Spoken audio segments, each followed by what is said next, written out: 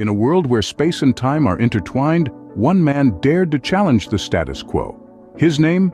Dayton Miller. His weapon of choice? A flute. But not just any flute. This instrument held the power to unleash the ether, a pervasive medium once thought to fill the universe. Miller, a physicist by trade, a musician at heart, discovered a harmonic resonance within the ether.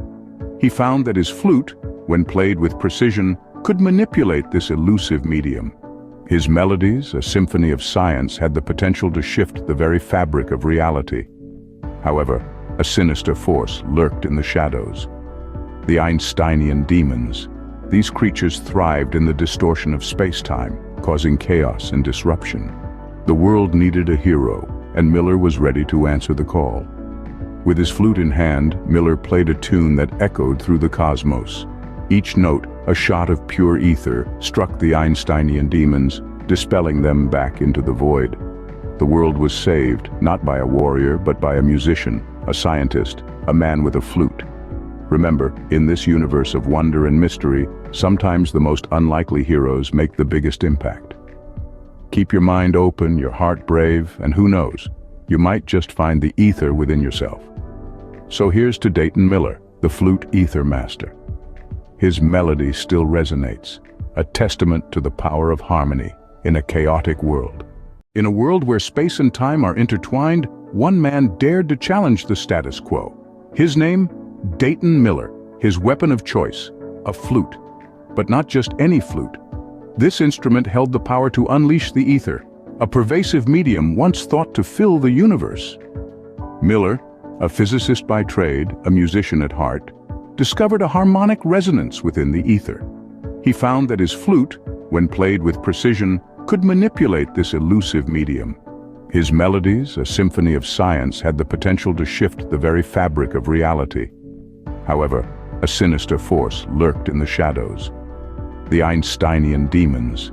These creatures thrived in the distortion of space-time, causing chaos and disruption. The world needed a hero, and Miller was ready to answer the call. With his flute in hand, Miller played a tune that echoed through the cosmos.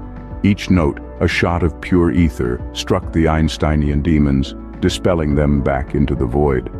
The world was saved, not by a warrior, but by a musician, a scientist, a man with a flute. Remember, in this universe of wonder and mystery, sometimes the most unlikely heroes make the biggest impact. Keep your mind open, your heart brave, and who knows, you might just... All right. Hello and welcome everyone to Aether Cosmology Friday night Twitter community space. Tonight we're going to be joining Brian Sweet's space. Shout out to Brian Sweet. Sorry for the extended intro. We are going to get into it now.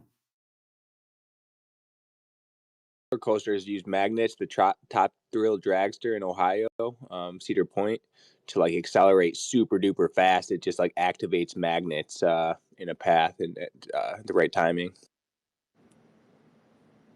Man, they got that Japan bullet train. It's that mag lift on that. Has an answer for earthquakes. And basically, I think there was like 9 of these things in the ground that are basically magnetized, I guess. Somehow, I didn't read how. And then the house itself is built on top of 9 of these same, what looks like, like a little head sitting on the ground. But it looks like the same thing just turned around and stuck to the bottom of the frame of the house. That's what the house is built on. And the house is literally sitting there floating. Those things are right there on top of one another, and they stay separated by like a couple of feet. That's pretty wild. That's actually really incredible, man. Yeah, it's I mean, I'm just looking at it, I was like, holy how do you do that? Is it cost effective? I mean, it's worth paying more to be earthquake proof, but I'm talking about, does it require an investment down the road to maintain that magnetism, or is it, if it's generated by electricity, how much electricity does it take, and how much is it going to cost you to keep your house floating? Well, it shouldn't use any electricity if it's reverse polarity on the magnets there, and it should last forever. Do magnets? Wait, but don't magnets lose their magnetic properties at a certain temperature? I don't know if it's cold or hot, but I just seen some shit about that. Yeah, the curing point. Curie. The Curie point. What's up, Alan? How you doing, brother? Yo, my man. I heard you talking about Japanese magnetic bullet trains. Dude, is that wild or what? One of my favorite subjects. Shout out to the Japanese. Now, I don't know much about trains, Brian, but I know when they're going real fast, you have to keep them tilted down at an angle. Otherwise, they're going to go off into space. Is that a fact? You Saw it the other day on a TikTok live stream for Globe Proofs. I was like, no way. You don't say. Got to keep that train Wait, so angled those bullet down. those trains in Japan are magnetic for real?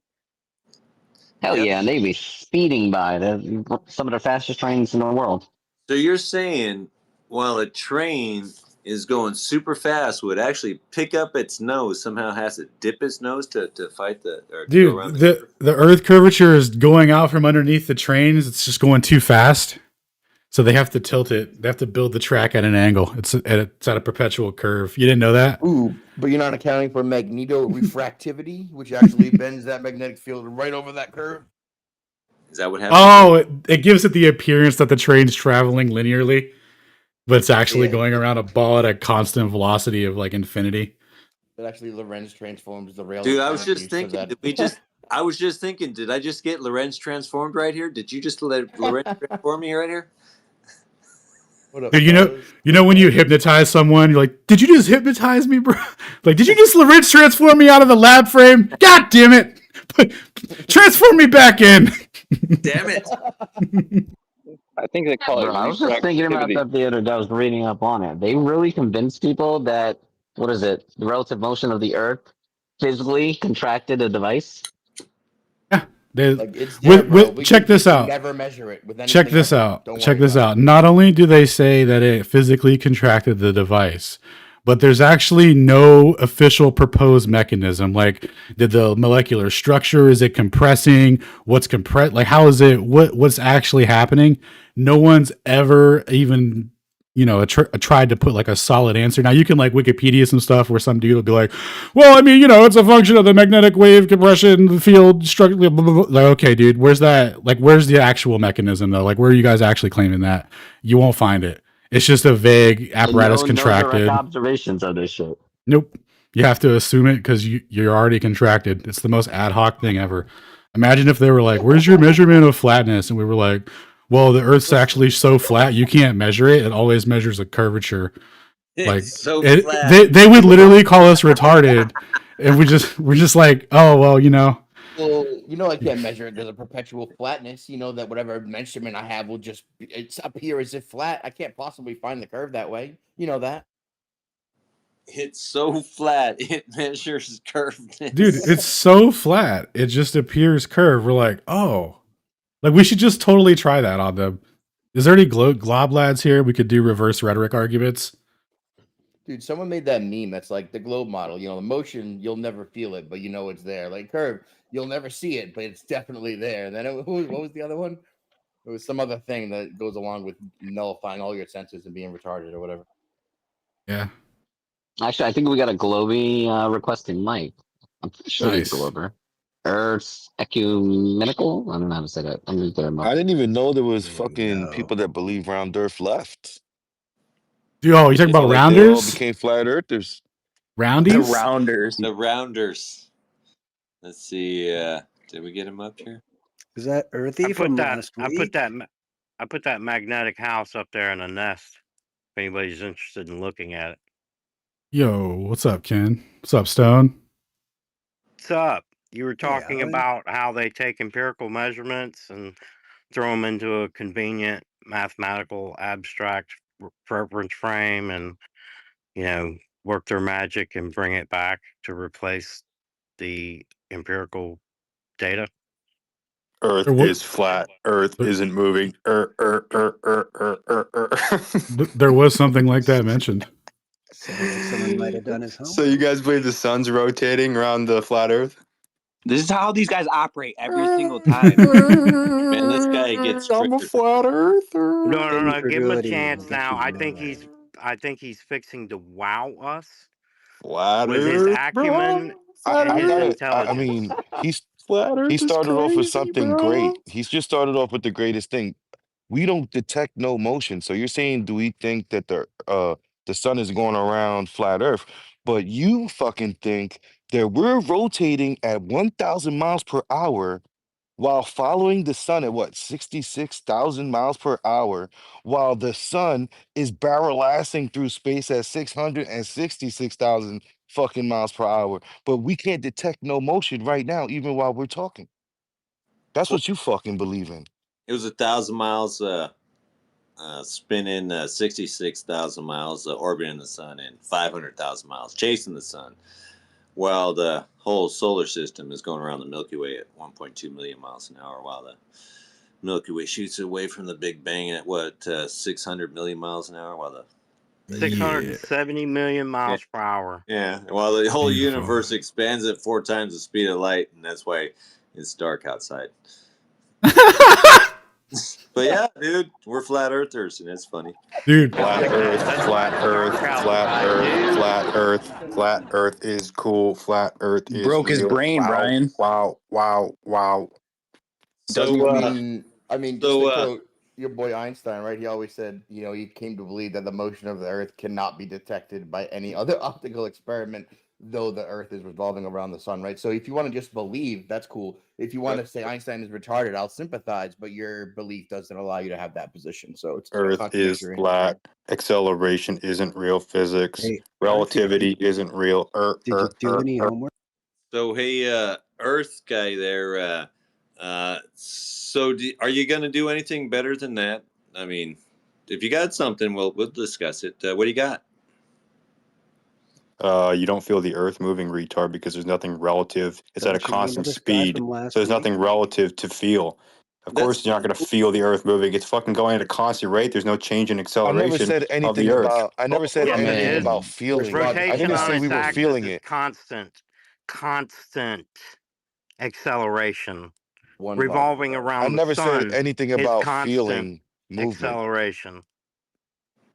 I said you're not. I said we can't even observe movement, and we're having all these movements that Brian are put so well together just now.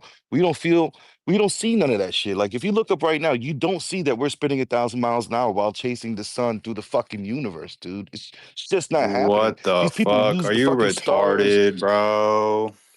Hey, Show it Earth, to me. Show me the movement. Show me the fucking movement through space that you're talking about right now. Earth, I'm not retarded. Show me the movement. Do the stars change position? Earth. Yes, we see the If sun we're move across the moving at a sky. constant, if we're moving at a constant rate of speed, do you know what else feels like we're not in motion? Your brain, bro. There ain't no motion up there. I'll tell you that. Not moving. So, are you having a bad day, Earth, or what? Well, No, I'm just here to troll the flatties. It's fun. Why? Somebody doesn't understand physics or kinematics versus dynamics, so that's So, fine. are you? If you want to troll the flatties, are you ready to actually discuss some topics and school us and put it in our place, or are you just going to come in here and just say whatever it is you're doing right now? The Earth He's isn't just flat. gonna run his So how do you mouth. have seasons? How does a flat earther define a season?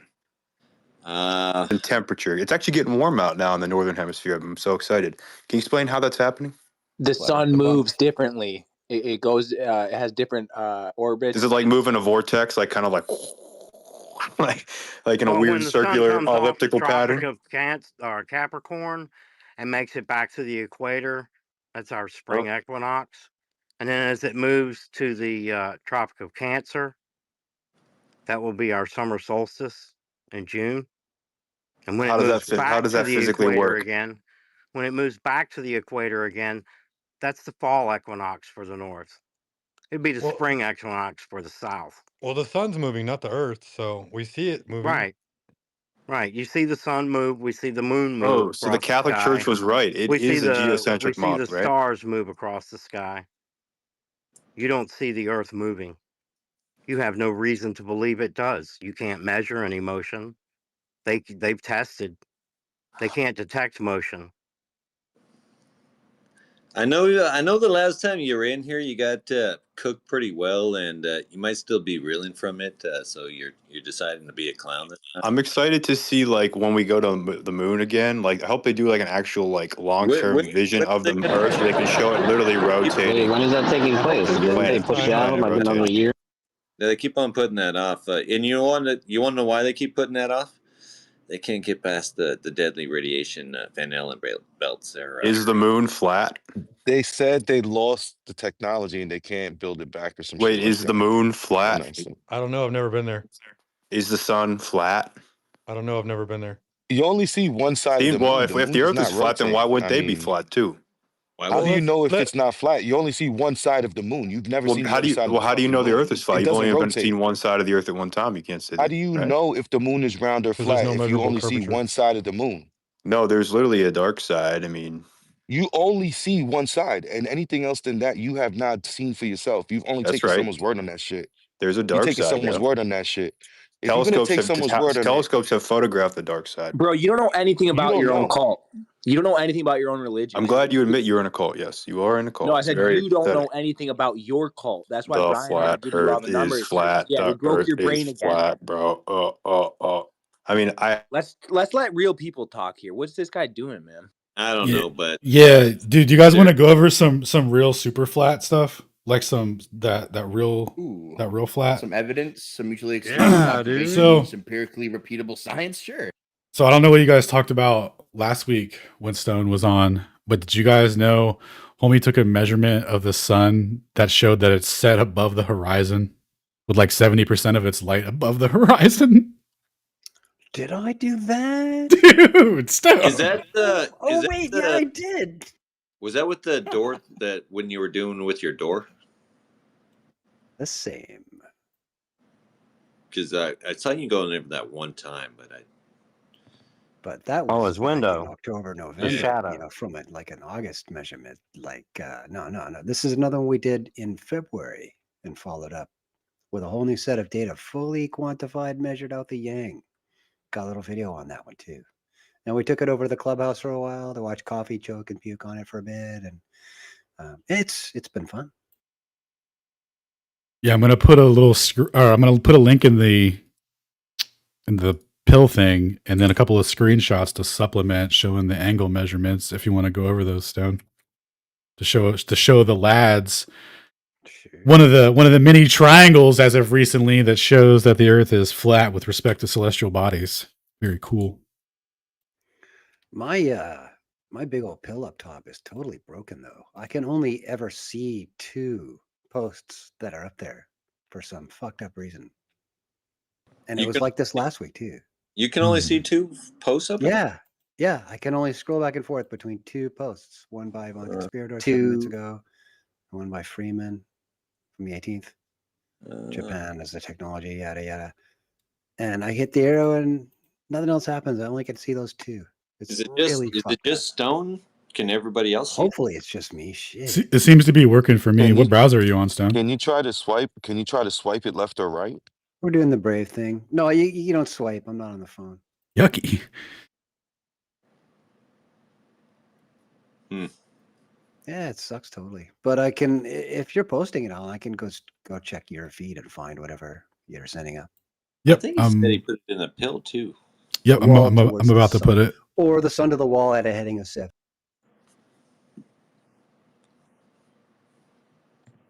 Retweet the space. Tag a favorite Globey, not that Earth guy. I just did, and hit the DMs too. You tag your favorite Globey, but only if they're cool. You know what I mean? Only if they're cool. And if you don't know, then like don't tag them. Well, you're gonna have to get a list. If you're not sure, get a list they're of not the cool. Glovers that Brian has blocked before you can go and invite them. He's got plenty of them blocked. All the ones making fun of and taking credit for taking his last account down. So, can Peter even get in here? Nope. That's okay. No, I'm okay with that. If anyone wanted my opinion. You know which Glober fell off? Fucking Rel. That man's been on my name. Yeah. Haven't seen old Clay Jackson either, Moon Boy, which is cool. I'm good with it. Nah, he's still around. He's around as Jack Jackson. Hap Ro's been in the comments, but he fell off the spaces. Do you guys remember that time he was like, "Yeah, if you put water in the telescope, the angle would change." I mean, if you do no change. You guys remember that? Shout out to Hap. I asked him like, how they measured motion. He said Aries failure. Opened up that can of worms. Oh, nice. He just developed sudden amnesia and then reified. Nice. That's what's up. Yo, these people have held spaces and admitted that it's mentally that they have to take a break from it because they almost lose their mind trying to defend the globe Earth every fucking day, that they have to have a stiff drink. They've said it. Speaking of stiff drinks, I just put Man of Stone's video in the Jumbotron, which I can't move either. Mine's frozen as well. But it's in the thing. Is that fucked up in a half or what? I see it. Like, way to go, Elon. Maybe for phone lads it's working, but for browser lads it's not. I'm a browser lad as well. But anyway, I'll link it to you, Stone, and then you could, if you want to go over the screenshots, because like this is one of the coolest things ever. Where we've all heard the argument, how do you explain a sunset on a flat Earth? Like, bro, you can't explain a sunset. you can't explain a shadow set. It's the reverse. I sent you the link on Telegram, Stone, for ease of linking.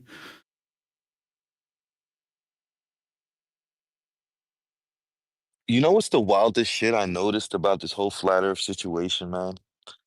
That it could be fucking daytime, right? And if the Earth was round, the moon would literally need to be on the other side of the world right now, giving moonlight to the other side of the world. So why the fuck am I looking up 9 a.m. and the moon is right there above my fucking head? It should be like in China somewhere, no? It just doesn't fucking make sense to me.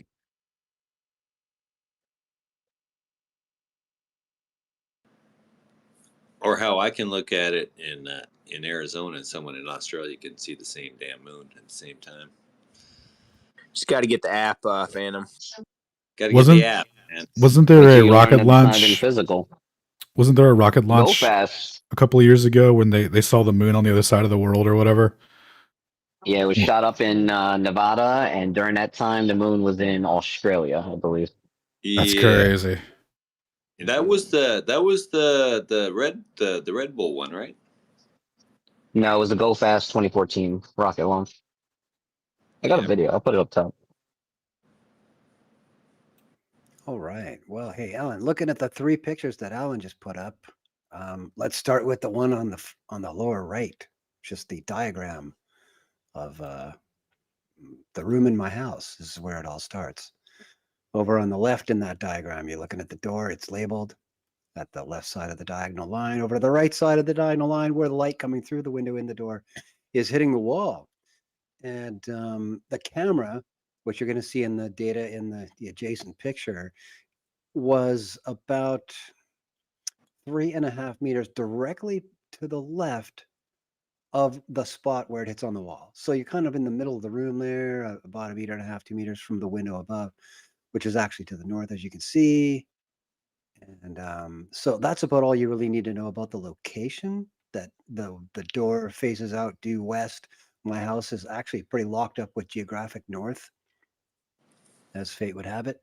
And so when I see, in early February in the southern hemisphere, when I see the sun going down to the west, it's at an azimuth of 252 degrees, which is what is that? Yeah, 18 to the left of due west, 270.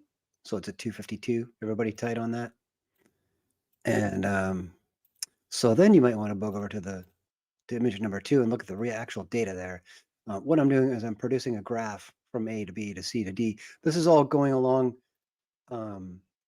and matching up a video put out about 3 years ago by a guy named WJB on YouTube, and his channel is called Shadow Reveal, and he did some really good modeling.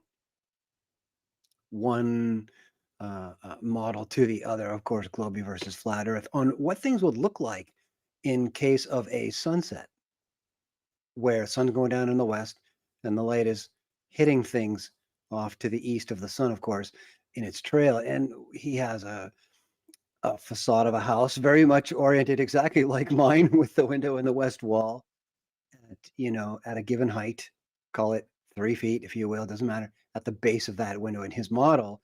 Yet outside the house to the west, in the direction of the sun from that window, he's got a little pillar, a column that is also 3 feet high. And he models what the shadows on the ground and across the wall and coming up to the window and through the window on the opposite wall in the house, what that all looks like as the sun is setting. And he does both. He does one for the Globey model, where the Earth is spinning and the sun's really far away and it's going straight down. And then he does one for the flat model, where the sun is a fair bit closer and it just goes away, but doesn't actually drop below the horizon. And how those two models yield entirely different dynamics of what you see across the ground and coming up the wall. So when you're still looking at this middle picture, the one with A, B, and C and D on it, you can see as natural progression. Sun is going down outside, the shadow on the wall is going up on the inside, on the far wall. That's where, in all 4 of these shots, we are looking due east at the wall. So what you can sort of see in each photograph is that there's a little magnet up on the wall in the top left, a little red guy. He's got a diameter of 30 millimeters, and the dead center of that little magnet on the wall is exactly the same height as the bottom of the window through which all of this light is coming through the door. So what I'm doing with the graph from frame to frame to frame to frame is minute by minute, I'm plotting its upward movement only, not its left to right movement, because that's not really relevant to the analysis. We're only really talking about how fast is the sun setting here. And what we see in A is, of course, the beginning of all that, the data I'm taking in over a period of 25 minutes, which you can't really see. It's a little bit fuzzy. The green numbers, there's 5 of them. You see 5, 10, 15, 20, 25 across the top of the graph. Sun goes down and the line continues minute by minute through frame B, then frame C. And the difference between frame C and frame D is we're talking about the very last minute, where you still see the sun moving, but it's not actually moving down to the horizon as fast as it used to be. And I spend some extra time breaking out the detail in that video and taking a much closer look at the last 5 minutes of that line after I invert the whole thing, so that we're actually looking at the passage of the sun instead of the inversion of it. It's something where I can take a very precise measurement on the wall in measuring the fact that that shadow, the bottom of it, we'll call it the light shadow on the wall, the bottom of it never does go up and touch that magnet. Meaning outside, looking at the sun never does just go straight down and eclipse the horizon like you expect on the Globey model. It does the opposite. It starts to slow down. And then, as you can see in frame D, it just fades out due to the opacity of air as the sun in its parent position gets farther and farther away from you where you are on land. Coolest part about this data is that, yes, we're looking west, but I'm on the East Coast. That means the ocean is directly behind me to the east, and it's 40 kilometers away. So it's playing absolutely no part in any kind of refractive mumbo jumbo the Globies want to come up with. And on top of that, this window here is 210 meters above sea level. So we're not even taking into account this massive, lapse rate or density of air change coming off the land, because we're already hundreds of feet in the air. And what we're seeing here is hardcore, absolutely precisely measured and then angled out proof, which we're going to see on the first drawing, the first image of the 3 that Alan just put up, which has a big old rectangle. And inside you can see I've labeled what is called the peak and the door and the wall, the 2 of which that you've seen. You've seen the door and the wall, and I've just described those both. And the peak outside is a quick breakdown of the topography between my door and the sun in terms of obstruction and how far away. That between my door and that peak, actually, there's this big valley, and it goes down 170 feet and then all the way back up to the peak over this span of 1,400 meters of coming away from the door. And when it does that, you see that in green, I've titled 16 meters. That is the elevation of the peak itself on a heading of 252 degrees, heading away from my door, directly at the sun, at the point on the horizon where it met that day for sunset. The red number is telling us, by taking a measurement on the wall in the previous frame, a measurement between the bottom line of that light shadow just before it faded out and the center of the magnet came to 117 millimeters. And that you can see on the far right of the diagram. And that for us produces an upward angle of 0.995 degrees towards the bottom edge of the door. And then we continue that angle another 1,400 meters to the west, and you find that that's where you are. You are 24.3 meters above the bottom edge of the opening of that window in the door at my house. What that means is the very top edge of the sun, which we commonly all recognize, and there's never been much argument that the rough angular size of the sun is about 30 arc minutes. It's about half a degree in terms of its size when we observe it in the sky going across. And you know, the globies always like to say the sun never changes size. Well, let's take them at their word, even partially, in this regard, that maybe when we get to the point of actual quote sunset, that there is a little bit of refractive vertical compression of the sun relative to its width. Okay, so here, this is why you're seeing my calculation at the top where it says the diff is 0.34 degrees. And that is the difference between those 2 green angles there, where we take from the bottom of the shadow on the wall through the bottom edge of the door to the top edge of the sun, upwards 0.655 degrees. That's the peak, but I should take it back. That is 0.995 again, all the way up to the red top edge of the sun. This is the same line that we're drawing. And we're seeing that when you say, okay, what is the difference between those? The difference is 0.34 degrees between the green one and the red one. But that's how much sky we can see between the top edge of the sun and the obstruction. That we're literally looking at 70% of the vertical height of even the compressed sun, but I gave them a little bit of extra edge. I always give the globies a little extra. I favor the globies in the analysis, and they still come out way behind.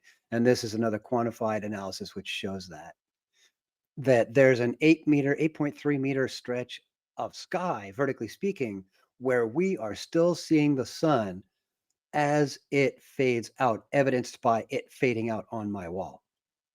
And that's what the video is all about. It's about taking WJB's modeling and doing an actual recording pretty much of exactly what he did, only his pillar was the height of it was the same height as the bottom edge of the window in my door, so to speak.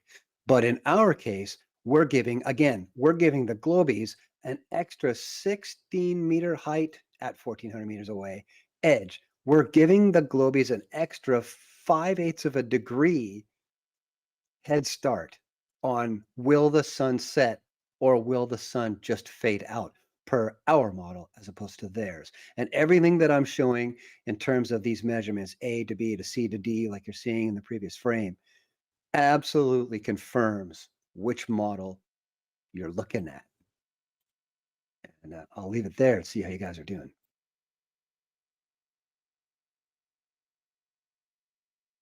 Fantastic breakdown, bro. It sounds to me, quick summary, sounds like you made a triangle using shadows to verify the position of the sun where it stopped, producing the shadow. And it showed that it was above the horizon when that happened. Yep, it's a vertically oriented triangle that I made there. What I don't get as a globey. Oh, sorry, dude. No, go right ahead. I was gonna say, like, if that sunset is actually the ball that I'm standing on rotating slightly faster than the speed of sound backwards, and that's what gives it the appearance. Which means right before it sets, it shouldn't pause or slow down at all. It should all proceed with a uniform velocity, I think. So what you're showing there gives me pause. Actually, when we were spending time at the clubhouse talking about this, somebody brought up the old azimuthal grid of vision kind of perspective on the sun going across on an arc across the sky. And I said, yeah, okay, but when you look at that in terms of your perspective and its angular travel, that it moves slowest, so to speak, at your zenith in terms of degree per second, that kind of thing. And it moves fastest right across zenith minus 90, as in your horizontal. Right. As in just below that 16 meters. That between zenith and down there where we see it set, its angular speed, its rate of movement is actually increasing and doesn't stop increasing until it hits the horizontal below those 16 meters that we show for the peak and the way in terms of obstruction. So yeah, not again, handing it to the globies, giving them a head start, saying this is what we should see in the data. We should see even the slightest bit of acceleration to the movement of the sun, and we're seeing the exact opposite for the previous 2-3 minutes before it fades away. It slows down. Right. You would expect to see that higher up on the wall too, right? Well, yeah, you would expect to see that shadow come up and not just meet the magnet, but go higher. And go all the way up. And then the shadow produced by the peak outside it should also go higher than the door. We should appear that, and it should clip off the entire thing as it goes higher than the magnet on the wall. The whole thing should be eclipsed, be eclipsed, be eclipsed, be eclipsed, be eclipsed, be eclipsed. And we're not seeing any of that. We're seeing it slow down and fade out. You would think that, I don't think the whole window would get in there, but you would think some of it would end up on the ceiling as you're falling away from the sun. At least higher than the magnet. And the point is that it never even comes close to it before it fades out. So what do you call it when you need evidence and measurements, and then all the measurements go to the complete opposite of the way that you need? Is your position still right with like an asterisk or what?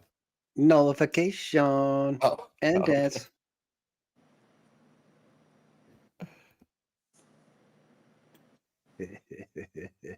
Any questions from the Globy crowd? Yeah, they know they're not listening anymore. They tuned out as soon as you started speaking. I'm almost certain. It's like, it's Stone. It's over. Let's go home. Meanwhile, on the flat Earth side, you got Bogdan in the comments being like, "Oh, did Stone start speaking?" I could listen for hours. That dude always brings us receipts. Fuck, the Flintstones are on. Let's go check that. Yeah, for sure. Hey, Toon, where's the remote? Shane, I tried to pick a fight for you.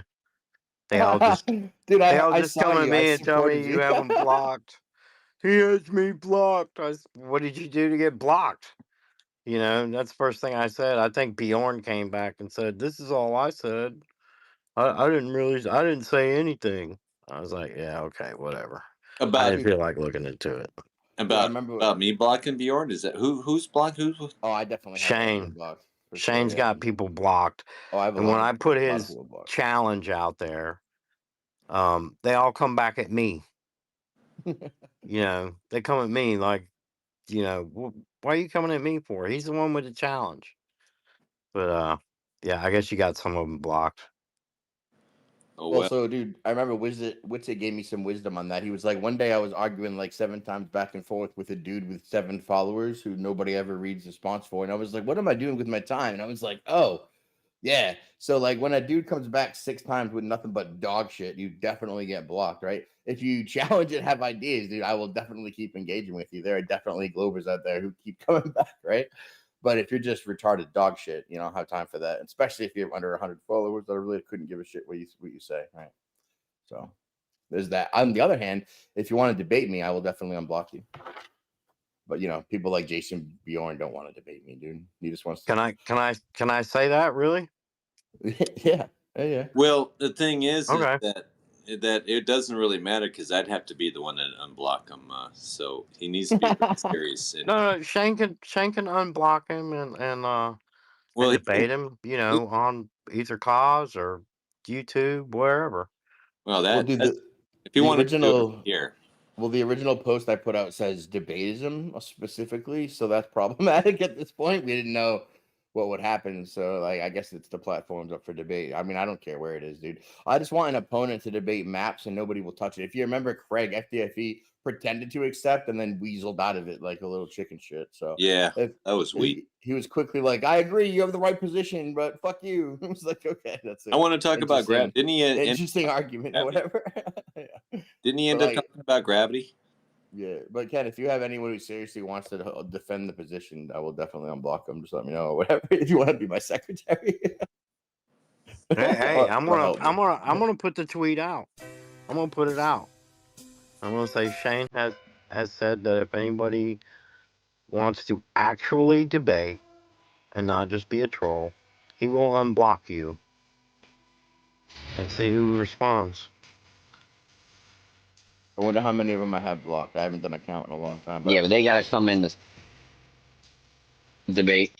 I had easily a half dozen people come at me about it. Yeah, well, if they're all like Jason Bjorn and Sydney, I feel like it's fine. Yeah, exactly. Dude, I don't know, man. You got 81 people blocked? No, wait. Do you have 81 people? Are we comparing block numbers? Hold on. Is that how many inches you got? Hold on. Let me see what I'm working with. No, I don't know. This is they're not worth it. All these are timelines. So many people are not worth it. That's like the sage advice I can give anyone. So many people are not worth your time.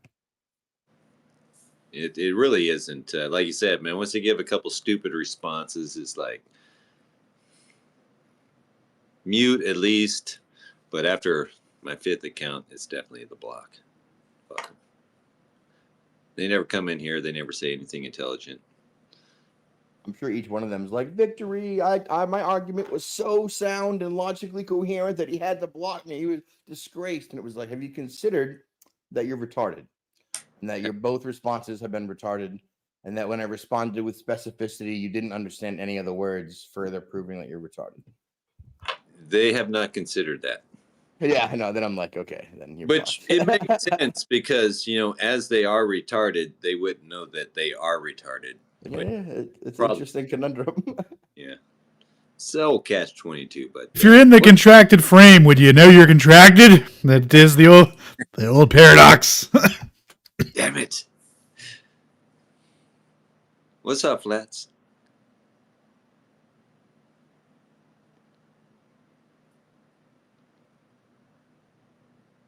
You there, Flats?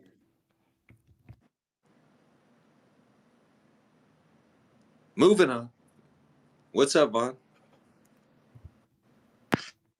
You guys were talking about that Japanese story, and I did a lot of digging on that.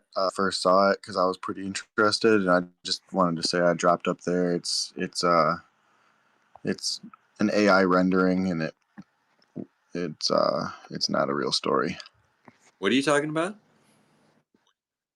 They had a house, the Japanese house with the magnets. Oh, that was an AI rendering. Somebody had done making houses. Oh shit! Japan. Oh man, did you guys get? All the dude, getting bought by AI recently, or what? There's a lot of them going around. Man, you guys got tricked by the classic AI generated Japanese magnetic house that's immune to earthquakes, bro. Come on, bro. Come on. There's a lot of AI slop being passed by truth. It was like, oh, look at this, and it's like, bro, that's retarded. You really, come on, really, dude? You can't tell yet. Floating houses. I mean, seriously, where do you get the drainage, for the, sewage or, your sink or. Your house just drips it out, dog. You didn't know Floating that? water, Brian. Floating water. Floating water. That's gabbity. They didn't think about the plumbing, did they? Leave it to the construction guy to point out there's no plumbing. It's fake.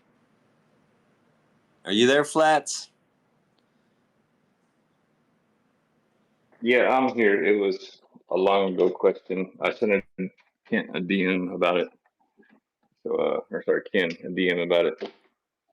What's the question? You're allowed to go back in time here, man. I got Doc Brown in my pocket. Yeah, we got John Okay. Connor in here too. So yeah, go ahead with that. You got a pocket Doc John Connor in the Brown? building. I got a pocket Doc Brown. Yeah, so I was just reminding Ken about the conversation earlier. We asked if Stone actually got the raw metadata of TFE. I know it's a off topic, and if he's had a chance, if he's got it, to go over it. Which metadata are you talking about? The TFE from River Witsit, because I had heard, and I think Ken had heard, that they were going to give it to you and let you comb through it. I was wondering if that was a thing or a misnomer. Sounds like you're I think talking they're about GPS data. Yeah, I can chime in. I think this might be for me. So a couple weeks ago when I was on, the final experiment came up and I was talking about the footage and I was saying that from the one footage that we do have, that we were going to check out the metadata on it because we actually have the actual raw footage that wouldn't be sanitized or whatever, like directly from the from dude's computer. And nothing was anomalous about it. There was all fine and straightforward. I'm not sure how Stone got brought up in it, but that was discussed like a week or two ago. Huh. No, I didn't. But I can check my files right now. Let me take a peek. Yeah, I think you still have it too, so you could also do a check. There's a if you're familiar with it's like JPEG Snoop or something like that. There's a mod you can get for that sort of thing that does the webcam footage, and you could analyze the metadata from that. But the original files off the 360 cam are proprietary format. Yeah, there's a mod you can get to do it though. I don't think we're talking about metadata. What I remember was, the sun and something about the elevation, the path, and everything. That Stone was going to look at it to see, like, if it followed, supposedly when it goes around, it's gonna appear closer to the horizon than when it's at you, where it's the highest above the horizon, something like that. It wasn't nothing. I don't think it had anything to do with metadata. Metadata, whatever you want to say. Well, I threw in meta in there, but I had heard in one space that, and I had heard Stone agree. Yeah, I'll look over it. That you were going to get some of the raw data, and it may take you some time to look over it. I don't know if that ever happened. Well, actually, I think you're talking about the data that Witsit still has, and it is indeed the GPS data recorded live from the moment he left his house was when he started recording it. And it is to prove that they actually went where they say they went. I think that's what you're driving at. That may be the case.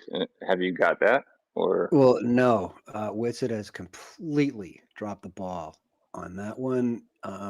Came down to how he himself had not yet personally figured out how to scrub the location of his house out of the data. And I mean, I'm not even sure that he took more than 30 seconds worth of looking time at it before he decided that. And after that point, I said, okay, well, send it to me and I'll scrub it. And he's like, no, man, I have kids.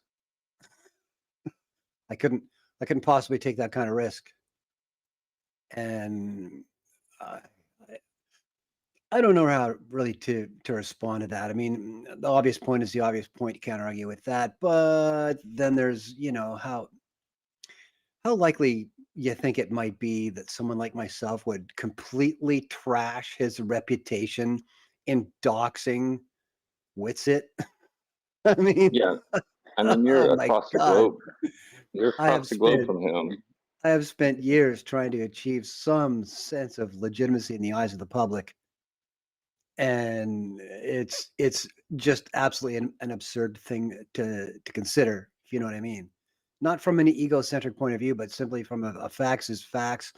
Um, and I offer up other people's reaction as testimony. I discussed this in a Discord server discussion one time with a few people, a couple of the regular lads in there, and it was Mister who piped up, because every time we hear him come in on a Friday night, his kid is rambling around in the kitchen. So the first thing he said is, "What? I would trust Stone with my own children." And succinctly put, that's really the point. And that since then, and it's been a couple of months now, that Whitshead has had every opportunity to think twice about that decision, or hand it to someone else he does trust, or at least even share information with me about the file format that I might be able to help him do something about this. But absolutely nothing has happened on that front since then. That's interesting. To quote Jaren. And I was just looking at my other files, and the Insta360 camera puts out a .insv file format when it does a recording, and it tags the file name complete with the date down to the day, the time, the hour, and minutes and seconds of when the recording was started. And if it's a really long recording, it breaks them up into chunks of 10 gigs itself, and then adds another two-digit rather underscore 3-digit file name to the end of all that string to let you know how many files in a row this particular recording came to. And I'm looking at number 27 in the series. So as far as, did that 360 camera really take all those footage, in the one shot and the one go on that day at that time? It all comes down to, do you believe the guy who set the time on the camera? And everything that we show subsequently in edited versions of this suggests, yeah, they took it when they took it. Everything shows, all the evidence supports their assertion that they took these when they say they took these on the 14th of December in the afternoon to start. So, do you have a strong belief that we can take them for the word that they were at where they were, in your opinion? All that tells us is this: the camera was set to that date and time when these recordings were taken. I don't leap rather to larger conclusions than what the data supports. So I don't know how to answer that question. And so there's no, from that data, there's no GPS tied to the time. It's just time. No, that's not the function set in the camera. It's a whole other file that Whitsett has that came out of a whole other different piece of hardware that recorded all of his GPS over time. And I have yet to see any of it. Well, outside of that, didn't they have like tags or something that Will Duffy supplied? It was like giving you like a map location of where they were from like a specific point forward. I feel like people were tracking them. No, that all very well may have gone to a log file, and he may have it, but I wouldn't know. I haven't seen it. because there was a website that popped up, and you just see like everybody's face and where they were. Like I think this was when they were in Punta Arenas. Well, I'm sure somebody in the crowd has record of that. I don't know if Yeah, they've I'm offered it gonna up double check. or anything, but yeah, that follows. That's Because then where they that should that would be. technically give you the GPS data known, and you can see if It that's should all be. accurate or not. It Right? should be. Yeah, just another corroborating point, I would say. But this is supposed to be some data recording that was near with its person when he was traveling, that this data went to, and I don't know, would be nice. Yeah, and what's interesting is I looked on Witz's channel last night and looked through the comments, and there was 2-month-old edited comments about when are you going to put the data up, and one guy was saying, "Oh, it's going to be 80 terabits," and there was a rebuttal. Oh, it should only be 4, and then there was nothing. Like the most recent post I saw was 2 months ago about the data.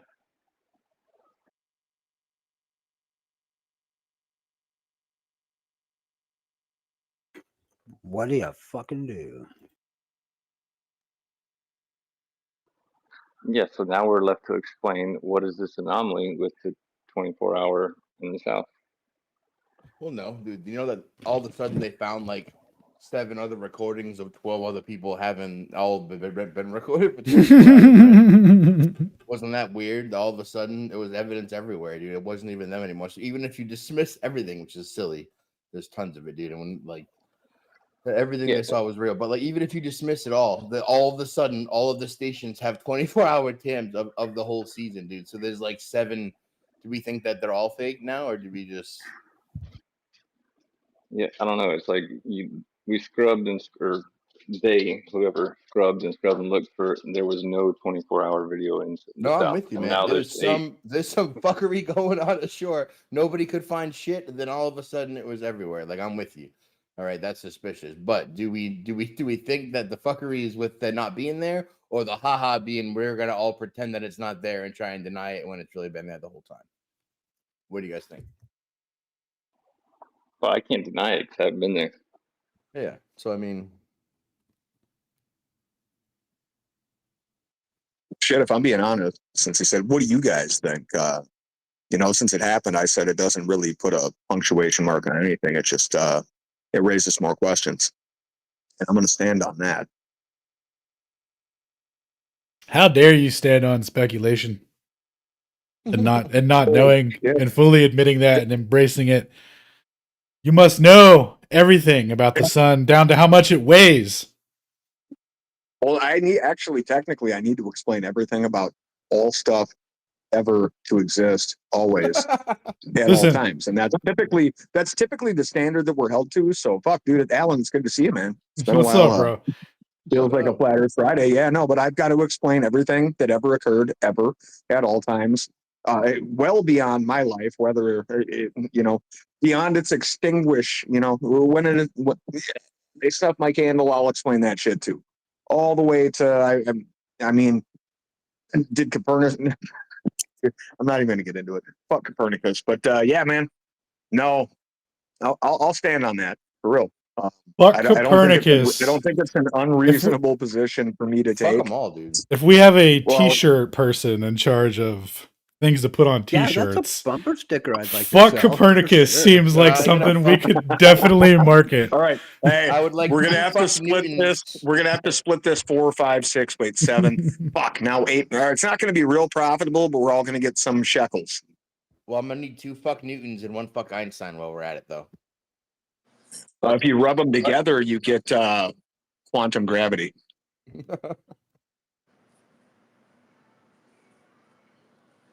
You could save time and get one already on the market. Fuck them all. Yep,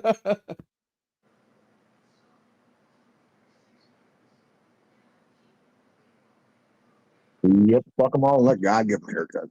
Did you guys see in the news? It was a couple of years ago now, but the Germans actually did come out with a bumper sticker, and it just said "Fuck you, Greta."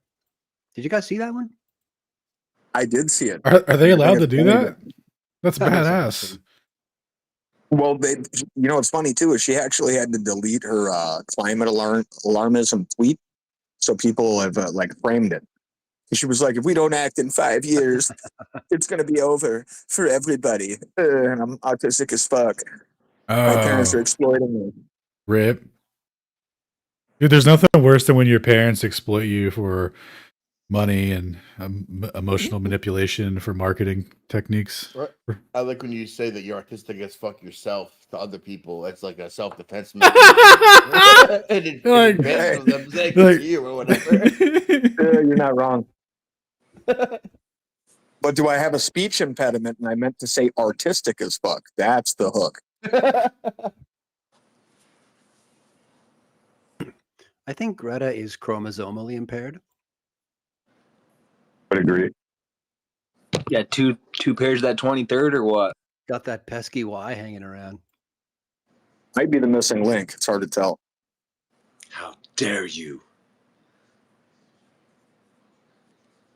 You know, I'd like to debate her on this climate change stuff. See what she. I mean, she's over there talking and crying about stuff, but how does she do all that and then go back on her train and then eat everything out of plastic? Her private boat with 8 guys running it for her and stuff. Are you kidding, man? Right? She's totally burning dinosaur juice the entire time, and dinosaur juice is evil unless they're burning dinosaur juice, and then it's completely and totally okay. And let's ignore the glaring contradiction that a lot of the shapes of these dinosaurs that they created couldn't feasibly reproduce anyways because, well, just awkward. But yeah, okay, Greta. I like how he worked in dinosaurs can't bang into the climate change argument. That was masterful, guys. We're just witnessing a master. I've been out of the game for a while, Shane, so I'm kind of, I'm trying to brush up on my, my lingo. I mean, like if you were really, really with us, you could have been working 9/11 at the same time. I'd have been truly impressed, right? You got a trifecta. Got some work to do. I've got some work to do. I knew I was in for a real battle when I watched on shows like John Oliver articles about polar bears being so severely affected by climate change that the sudden warming serves to break their dicks. Wait, hold on, Stone. And ironically too, Did you like drop your bong? The extreme climate change of the polar bears has actually caused polar bears to rape grizzly bears. Like they're literally fucking grizzly bears to death. And now we've got hybrid bears because I don't know, they don't have enough icebergs to float on. So yeah, all that shit obviously was a sham. Thanks, Al Gore. Those must be Pizzly bears or something, or the hybrid ones. I don't know, but I guess when the Coca-Cola bear makes landfall in Alaska, you start saying, sorry, Alan, which kind of bear you identify as, but stay the fuck away from the polar bears because we were told they'd be gone, bro. And I mean, they might be coming for you next. So just protect yourself. Yeah, I think that's another shirt. We should eat more Pizzly bears. What? Well, if they're mixed, we can call them grillers. Yeah, throw them on the grill. Eat more Pizzly bears. Oh, Pizzly bears. I thought you said grizzly bears. No, the grillers. I like the sound of that better. That's good. Yeah, grillers are better, man. Yeah, I think the grillers are better. We might actually have to do this to save the rare and not that frequently observed Allen bear, honestly, because I mean, if the Pizzly bears and the fucking polar bears get to them, then I mean, we've got a real fucking crisis on our hands. So yeah, kill them and eat them all. Save Allen. Well, we should do this whole movement to save the panda bears. Well, the panda bears are as fake and gay as NASA, space, CGI. It's all, yeah, fuck pandas. Dude, how did these things even make it, man? They breed once a year. They're the dumbest thing on Earth. I mean, next to Sydney, but whatever. Only thing walking around that won't fuck to save its own species. I have a quick announcement from the Flat Earth Ambassadress, Liliana. She recently acquired some cybernetic upgrades, and her new technology is having some connectivity compatibility issues with the Twitter interface. So after she gets her, well, I'm not going to say not Neuralink adjusted, she'll be able to connect to Twitter more freely. No cables connecting her. Anyway, she has a message. She says that she can't come on because of those connectivity issues, but she misses and loves everyone and wants to spread joy and happiness to everyone. Shout out to Liliana, miss her. And I quote, tee-hee. Tee-hee. Yes, and she did end on a tee-hee. Yeah, it's definitely her tagline. Shout out to Miss Lily. Don't mess with that's what happens when you get all cybered up, man. Yeah, she had to get some cybernetic legs. And that's this 2025 technology. So you know you're not going to the moon or anything. Well, the implants are said to be able to survive the Van Allen radiation belts. Now, listen, we all argued that, oh, there's no 24-hour sun. There's no 24-hour sun, right? But then, bam, they 24-hour sunned us. Guys, if we keep arguing that there's no moon landing, guys, are they going to moon landing us? Are they actually going to take Witsit to the moon? Is that what's coming next?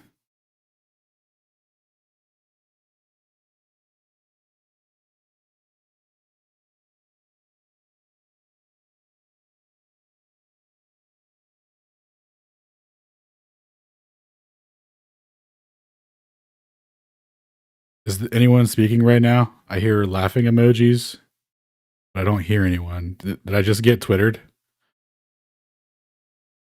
I'm assuming I got Twittered.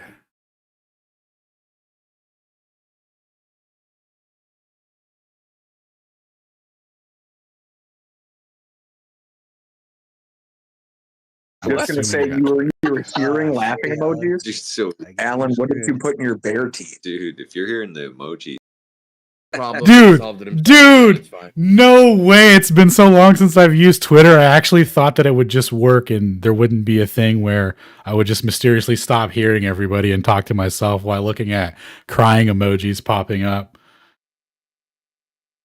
That's too much penguin coffee.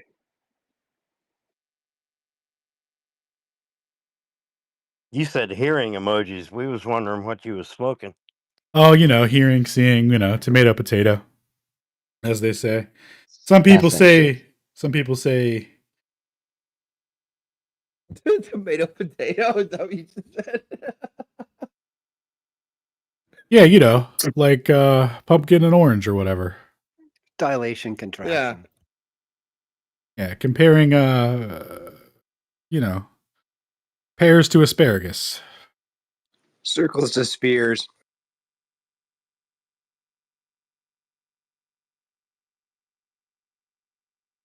The rules are we just make it up. Okay, I get it. man, that made me laugh so hard, and I was taking a drink and went down the wrong pipe. Oh man, that was fun. Oh.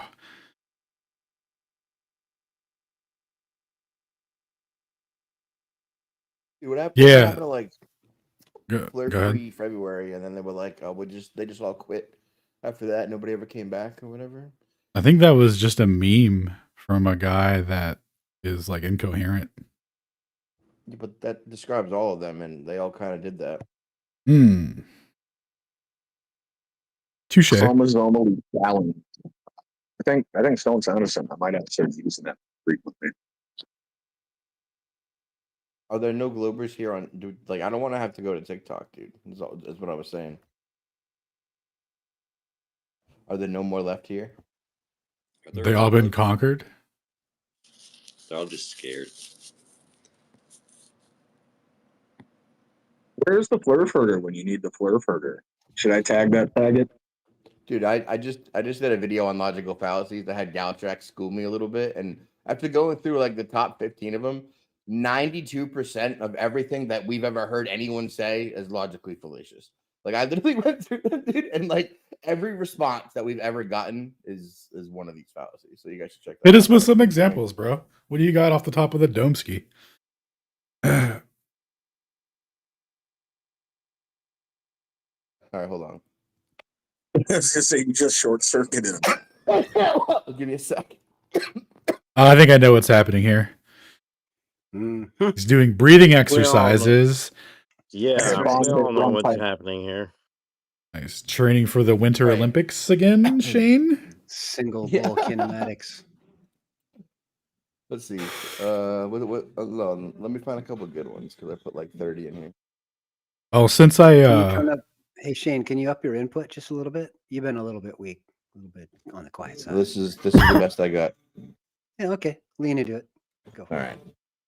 Hey, real quick before you begin, since I reconnected, I see there's some hands up.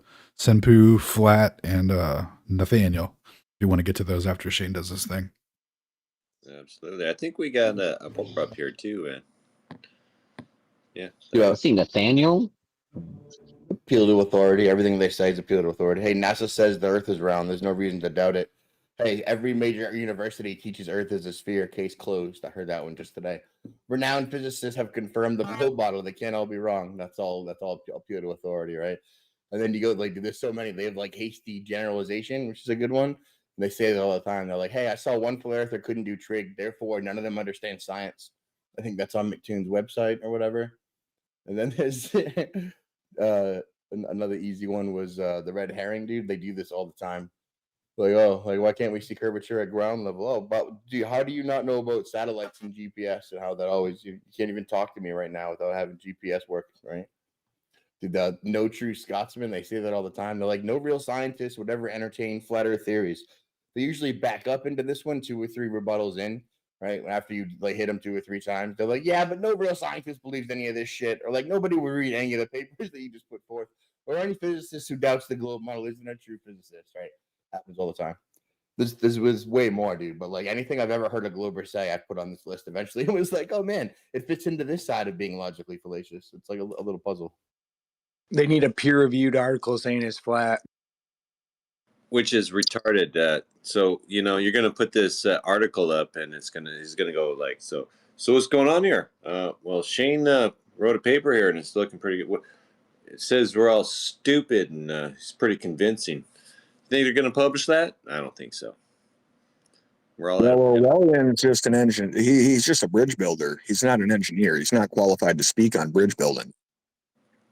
Well, yeah, they say that all the time. That's definitely appeal to credentials and appeal to authority. Like everything they've ever said is they haven't said one not fallacious argument, right? It's kind of ridiculous to think about it. We've only been arguing fallaciously the whole time. How crazy is it once we started learning about the fallacies? It was like, we heard these arguments, but we didn't know why they were so repulsive. We didn't know that there was like a framework in which you could logically analyze a conversation to determine how dog shit it is. And it's like, oh, yeah, you can do exactly that. Turns out that Greeks spent hella time going over that hundreds of years ago or whatever. And they made a nice little manual for everyone to follow formal logic or whatever.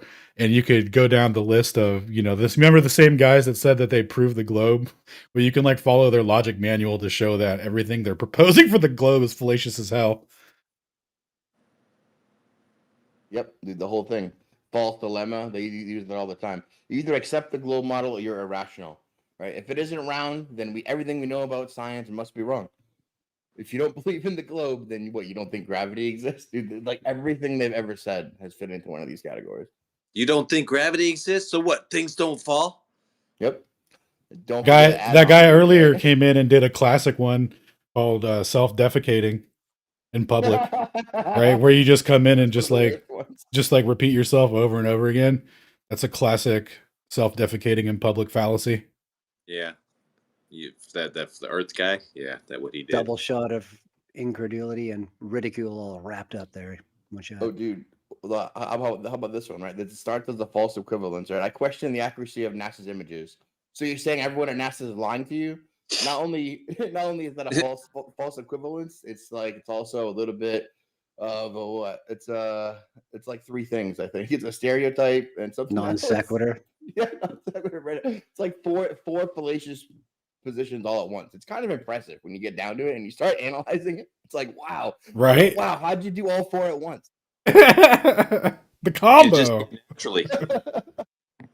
Yeah, they're naturals, man. I didn't even have to try. It just all came out like that. Man, it's the amount of emotion too, man. These people get really upset about it. It's like y'all just been trained like Pavlov's dog, man. Every time you hear this, your brain snaps.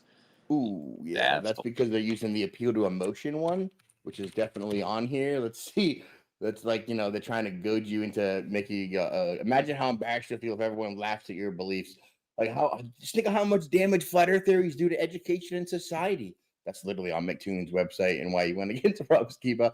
If you care about future generations, you'll stop spreading flat earth nonsense. I think that's Big Tech's motto, dude. It's on his webpage. This is what people do all. Hey, shout out to Big Tech's mom. She's a flat earther. You know what's crazy about that thought process is that we let our children watch crazy old movies and stuff about magic and stuff and cartoon. I mean, imagine these kids, they walk outside and they don't see any cartoons. I mean, they must be devastated that what they it's like they're what you think learning the earth is flat. It's like learning about Bigfoot and Loch Ness monster, man. It's like either you're gonna understand. Oh man, I was so bummed out when I found out Nessie isn't real. Yeah. It kind of hurt to say it just now. Did you hear that hesitation? It just to let it go just really, I felt it. Well, I used to think the Bigfoot thing, but I totally think that's Chewbacca and those are Wookiees, and yeah. Dude, I I believe think in Bigfoot. I just don't think he's that big and that hairy. Dude, Chewbacca was the precursor for what's his name, the retard in a chair, Stephen Hawking, who he would just mumble, but have an interpreter like Han Solo who would come along and say the most eloquent like physicist breakthrough every time the dude farted. We Dude, all I used to accepted it say because that of Star Wars. Yeah, I used to say that about R2D2. I was like, how the fuck they understand this? Beep boop beep boop beep beep shit. Come on now. Everybody was a Stephen Hawking translator back in the day. He said, "Don't go in there." That's like Isn't it okay. binary or some shit?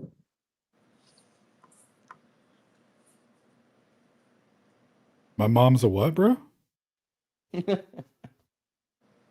What was that, Tim? We got hands. Was he just hot mic in there? Well, let's get over to these hands right here. What's up there, Abora? Hello, hello. Can you hear me? Welcome from Japan. Sorta. Oh, yes. You could be louder. You're a little low there. Okay, hold on. How about now? Sounds Better? good. Perfect. Okay. Go for Hello from Japan, where the sun rises from the flat horizon. Hey, I got a quick question.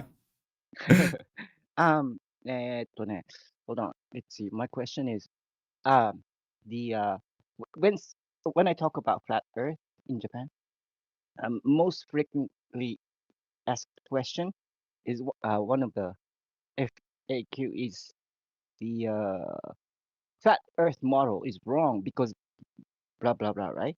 So I ask them, which or whose flat Earth model are you talking about?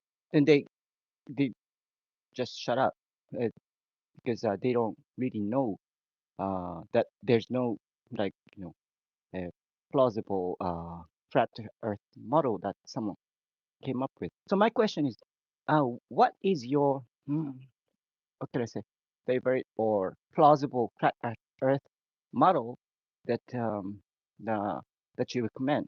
I have like 4 or 5 individuals who's been researching flat Earth model, like Harris Lindsay from New Zealand. He talks about a lot of stuff like the Milky Way, Sun, Moon, planets, etc. And another one is Vibes of Cosmos. He talks about the Moon is the projected map of the Earth surface, something like that. And of course, Shane's Shane's model is overwhelmingly too many for me so far. So I'm still working on Shane's model. And there's a guy called Brian Austin Lambert. He focused on a what is it? Primer field, yeah, primer field, stuff like that. And recently I learned Joseph Hamby is trying to explain the 24-hour sun to, I guess, fight against TFE, stuff like that. So I just wondered if you guys have any flat Earth model that you guys recommend. Thank you. Well, first off, congratulations on your level of flat Earth fluency and ability to pull reference to specific person. We don't even see that in a lot of flat earthers. That is a rare attribute. If anybody doesn't, congrats on that. Thank you, if sir. anybody doesn't know Aobara, he does frequent Brian spaces. He comes in all the time. Occasionally he speaks. Sometimes he just listens. But he's actually one of us. We consider him one of us. Sure. Thank you. I'm a big fan of you guys. All right. Let's see. Like, I don't know if anybody. Um, I just yes. want to say real quick to the model thing is like all these guys come into my space like, oh, give me your model. Like they want me to describe every grain of sand in the universe, and they have. I just what are you trying to model? I guess. Well, he's just which one's the best one to give to Globey? But real quick, Ken, can you hear Stone talking? I think so. I heard him earlier. I kind of Can you hear me started now, early Ken? on him. I thought he finished and he hadn't, so I kind Huh. of talked over him, which Can was you hear me rude. now? Yeah, I can hear you. Okay. Okay, perfect. All right. I was just checking. I don't know who I don't know which one. What's a good? I was going to point him over to Shane, but he said he looked at that and it was a bit much. Oh, yeah. Shane's model. I took a look at his website, and it's the themes that he covers is overwhelming. So it's gonna take like a few more years to catch up. I think that's what I'm thinking. So you know, the base is that um there are so many anomalies in the current working. I don't think it's working, but current model that mainstream like push to ever since we are child, right? Uh, so the that's the I think the bottom line. So, but when it comes to okay, how does flat Earth explain the phenomena that we can observe, like high up in the sky, stuff like that? We don't know. Well, that's the bottom line, isn't it? I just uh, wondered how I can address to them about this issue. They don't. They think, Well, oh, I think you just when did. You did address it just now very succinctly. You said we don't know. And I think yeah, that's something you might want to draw to ah, the attention of the Globee. Firstly, that they yeah, in their own model ask them how much of it do they think is actually known and how much of it is just theorized. And you'll find that mm, the entire branch of astronomy is in the latter. Like the entire branch of astronomy is theorized. You can't falsify yeah, any of it because we can't go there. yes. And, So you know, many things are like theorized, like theoretical physics is theory, and all the rest of what we learn is so based on theories, theoretical, yes. like theoretical biology, theoretical whatever, earth science, and that's what I wanted to tell them. But the thing is, they think, anti-flat earther people, they think that when the current model is like denied or criticized, they think automatically that there's a new like uh, hypothesis or theories that we should have, but that's not the way it works. I just wanted to emphasize. Thank you. I just Oh, no, wondered.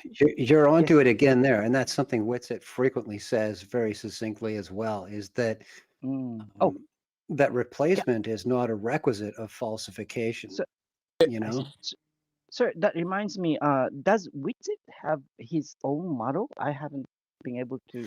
Uh, Well, that's the thing. I think he has a set of constructs, a yeah, collection he of them, but I talks about don't think any of true. us have enough of it that we could say that we have a model per se. Yeah, what do you mean Mm, like a model of like the whole universe? Because again, Globers come onto my no, no, space all the time. Yeah. They have like they no, got the no. moons modeled, they got this and True. that model, and again, they need like to see a CGI with Neil deGrasse True. Tyson narrating it, and we True. don't have No. millions and millions of dollars of production that we've put these things together so Globies can I, get eh, hypnotized in front of their TVs. And I'll land it there. Sorry, go ahead. I strongly agree on that. The what can I say? We can we cannot. I think it took like 500 years, right? Like back uh, to to form this current working models ever since Copernicus. Yeah, people around that time of the era. But so I think it's going to take maybe a few hundred years more to have a good flat Earth model. It doesn't like form within a few years or so. That's what I want to emphasize, but people I don't think when understand people it. start to bring that question up to you, it is actually a good move to stress the logical point that you cite here. That as flat Okay. earthers, as a Yes. collective, we actually sit on far firmer scientific grounds than the globies do. The globies spend a great deal more in guessing and theorizing and not actually proving or disproving so much about their quote model. And you can actually answer that question the same way that they do, that their model quote is actually nothing more than a collection of agreed upon understandings or interpretations of reality. And we have that. And like you said, you quoted 4 different sources of people who have a collection of ideas about what they think are included in the model. It's just not a complete collection because and necessarily because we stand on such firm scientific ground, we do not know certain parts of the equation because we have not gone so far as to measure them or witness them all, that we only know what we do know and we don't make claims outside of what we know. And they are asking for claims outside of what we know. And that is actually a point of superiority, logically speaking, which we hold over the globies. You should point that out to them. Oh, we also have logical like superiority. Everything we say is logic based. They are obviously fallacious with everything they say. And I think Michael Brenner puts it best. The only thing the globe has is what he calls first glance plausibility, meaning things that, upon further inspection break down but have an ostensible appearance of valid, right? Wait, why would they Don't you lie? just like that phraseology? I love it. That's a beautiful term. I think that's what I spend a lot of time producing videos for on my BitChute channel. So Albaro, if you haven't already, just right click me and check my bio and go to my BitChute channel and take a look at a dozen or so of the videos that I've produced over the past 2-3 years.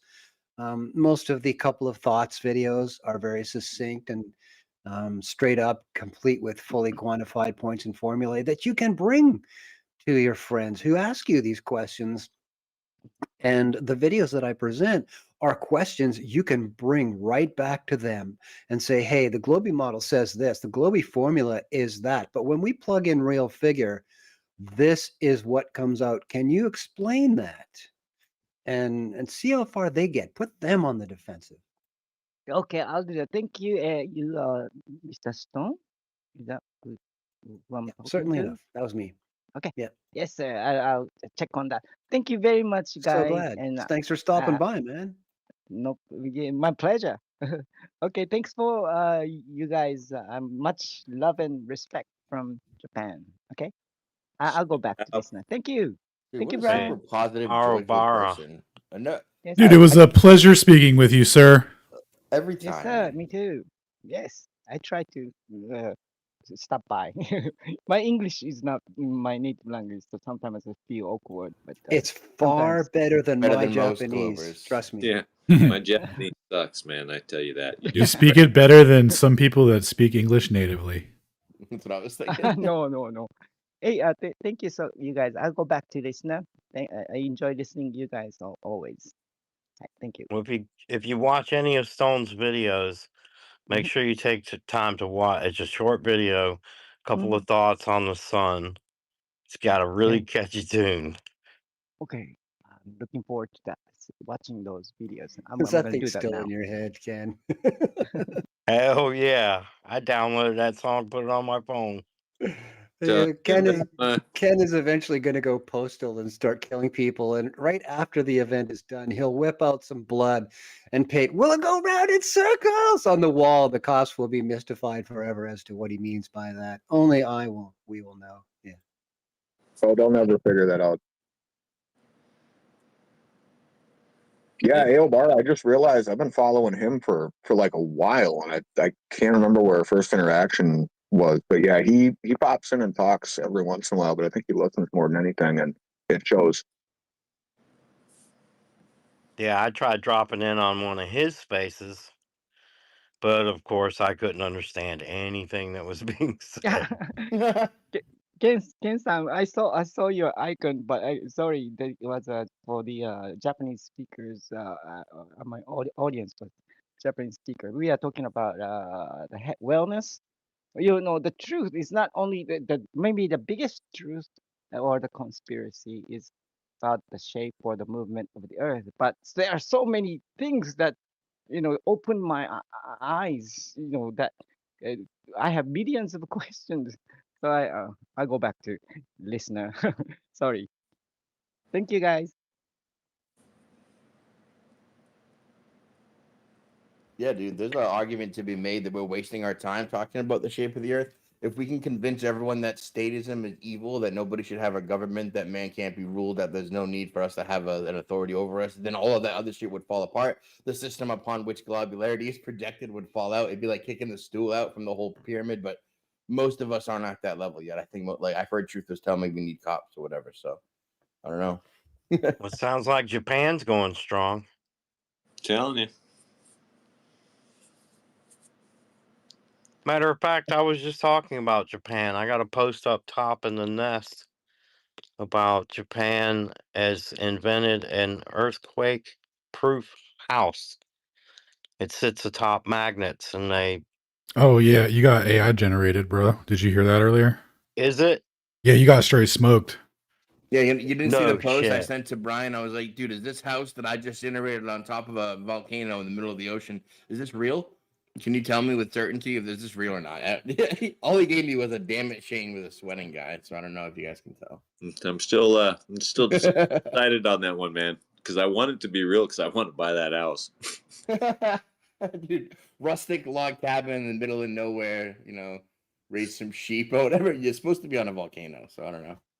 You know what's funny about that, bringing that up though, Ken, and for all the other lads, ironically, China and Japan, a lot of their temples that have survived multiple cataclysmic earthquakes since they've been built, happen to have something built into them, suspension wise, the way the joints hang, that allows them to survive when man-made like structures that we've built in this quote unquote civilization that I believe we live in a post-millennial kingdom, yada yada yada, they'll fall down and crumble. Yet these fucking things that they built whenever they built them, these wild fucking temples, somehow managed to survive some shit that what was built next to it couldn't. So there's something to it, but yeah, definitely not that house on a volcano in the ocean. Yeah, that floating house, man, how do they get rid of all the waste, the sewer?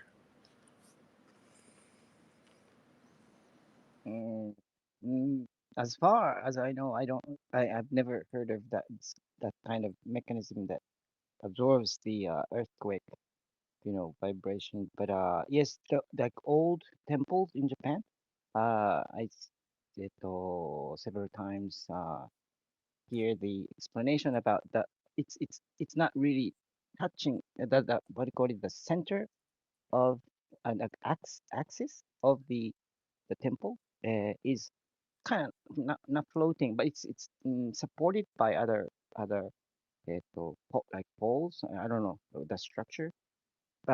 Yeah, when the earthquake occurs, it doesn't. It's kind of like the center part of the temple. And it's not the temple. Yeah. Anyway, I don't know the word, but yes, that part is true. But when it comes to magnetic thing, I don't know, sir. If I do, I'll share it. as soon as Yeah, I possible. appreciate that, AO. My sister lives in Tokyo, and she's been there for about 8 years now. And she's from the United States originally, but she's been fascinated with that type of stuff. And just so for reference, I build what you would call modern structures. I'm an iron worker in the United States. And so it's just something that I'm fascinated by, that a lot of these older structures seem to survive Yes. cataclysmic events, that things that we built, right? We're the most advanced we've ever been as a civilization, can't seem to build something that will withstand this. Yet these ancient structures that you find in Japan and find in China and maybe find in India, Bangladesh, whatever, seem to stand the test of time regardless of what Earth throws at it. So I find that fascinating, but I appreciate you just, you know, saying, yeah, I live here and that's real, because it's definitely real and it's weird. Man, I tell you what, the thing is that we got too many plans, and we understand weight distribution. What you got to be is completely uneducated. Don't have any idea about mathematics or the ability to draw up plans, to actually build anything, have any infrastructure to do it, any logistics to do it, any tools to do it, any people to do it. And God darn it, you can get it done. See, what you need is the impossible, and then anything is possible. It's kind of like understanding nothing. Once you understand nothing, you understand everything. Lars Krauss.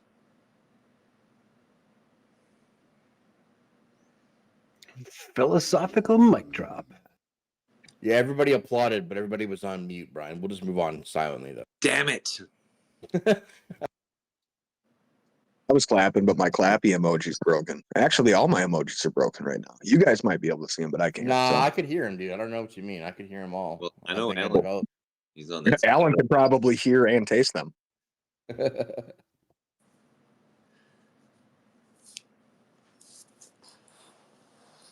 He's like, look, bro, your clapping emoji tastes a little dirty. Go wash your hands.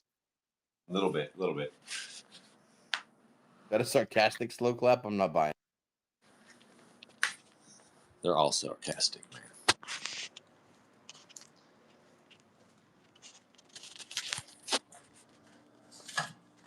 They're all sarcastic. Never clapped unsarcastically a day in my life, bro. Is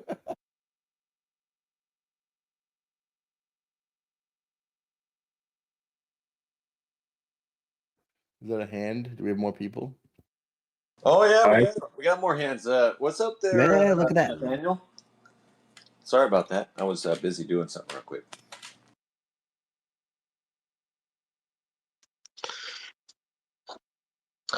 Because I'm wondering about stars, because when you zoom into them with a camera or something, they look a lot different than what NASA says they are. But then the dishonest globies will try and claim, oh, well, you're just your camera's unfocused, and what we're doing is in focus. Like, how do you actually counter that?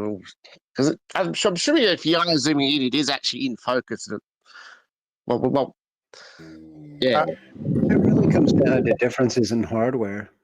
You know, with the higher powered telescopes, you're looking at lenses and reflectors being used concurrently in the same projection, and that's giving you a more spherical aberrative effect to what you're seeing to do with light bodies in the sky than you would see with your camera, for example, which is single layer reflex.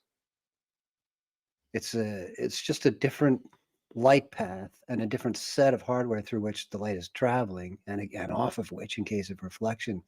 That, yeah, with your camera you're able to correctly, successfully focus on it and see that there is a liquid medium between us and it, that it is a very good example of that, yeah, resonating sonoluminescence, and that every star has a different information set to it, which is why they all appear different.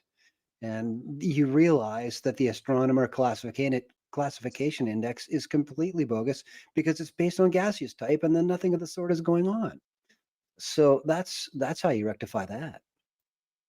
And I know Taylor in our community, she got access to a badass telescope, and she had like a PhD student focus it, and she got a cool video. And even then, Globers were like, "Oh, that's I don't know." They were just making excuses. So I'll just land that there. Yeah, there was some pretty hard triggering and coping going on in the Globy world after Taylor put those pictures out and video out of quite a few different stars. They were just making excuses. You know, so 5-10 I'll just seconds land that there. looking at each one per video. Yeah, there was some, and it's absolutely astounding how when you tweak that hardware and you take it out of what they call focused and actually focus it on the body you're looking at, it looks exactly like what's coming through to your camera too. It's startling to see. 100%. And there's a lot of people in this community that play around with. I mean, Sam Finkelstein, Goldberg, and Stein, or whatever he changed his name to down there. He plays around with the P1000 like I do, and a lot of other people have. And one of the other arguments that's made is that it's an inferior product because it's not full frame, blah, blah, blah, blah, blah. And these people are thinking from a photographer's perspective as opposed to, well, the Stone mentioned, a hardware perspective. And what I'm actually using it for. Yes, I do like to take pictures, but I have zoomed in on multiple stars since I've owned this thing. It's coming up on a year, and there's no, the only time that I get a variation of what I'm observing is when I've been quote unquote sprayed with heavy artificial clouds and I can't get a good view. And at the same time, I would not get a good photograph of the moon either. They all have a different characteristic. They all seem to, what's the word I'm looking for here? They seem to vibrate and pulsate and in a much different way. Each different star has a different characteristic. But yeah, what we get often is you're too stupid to focus camera flurf, your camera's inferior, and then you have Taylor, which shout out to her again, she's been doing some amazing work. It's like, okay, well, let's just put that to bed. And then you get the cope and the seethe and the typical people popping up in your comment crying. It's retarded. The verb I lean towards is resonate. I think that might have been the one you were looking for. Yeah, yes, resonance. It's almost like somebody smacked a bell.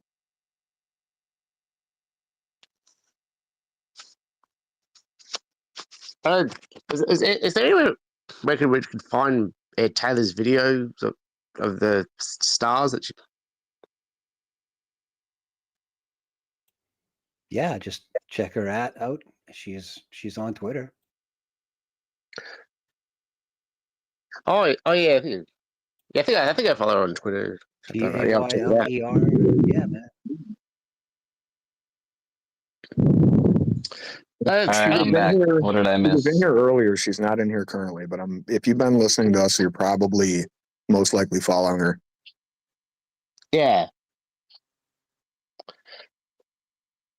She did some videos on Lake Pontchartrain, if that rings a bell. Some drone video, and she's been doing some things with theodolites. Have her at right here. It's TAYLERVEE_.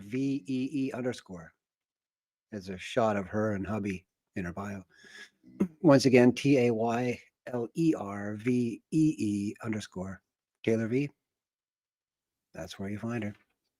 Oh, yeah, that sounds good. Hey, yeah, because I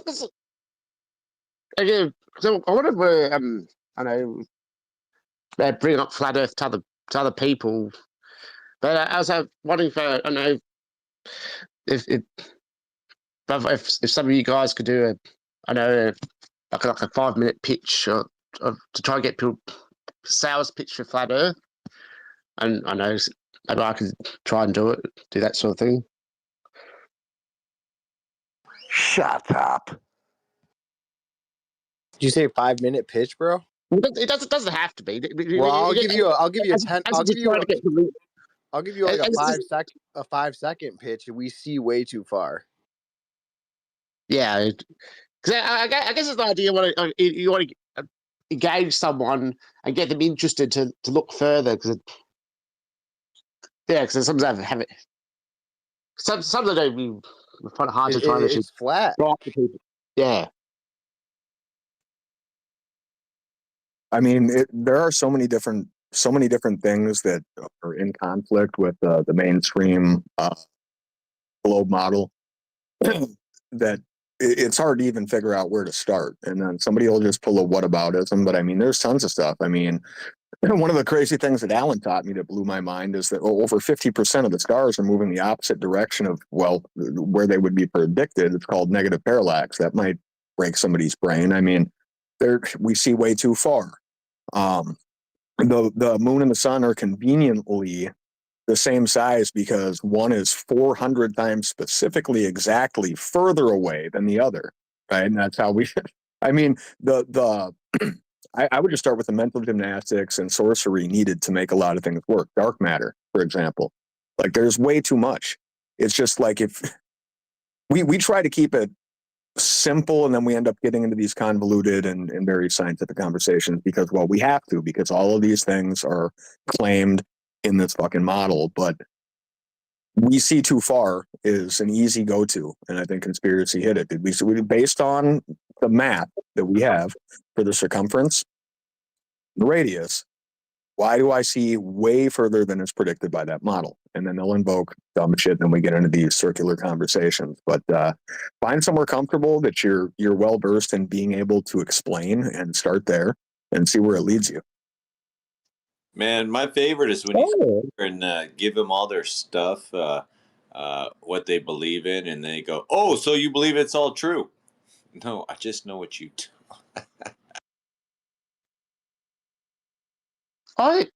Yeah, that makes sense. Yeah.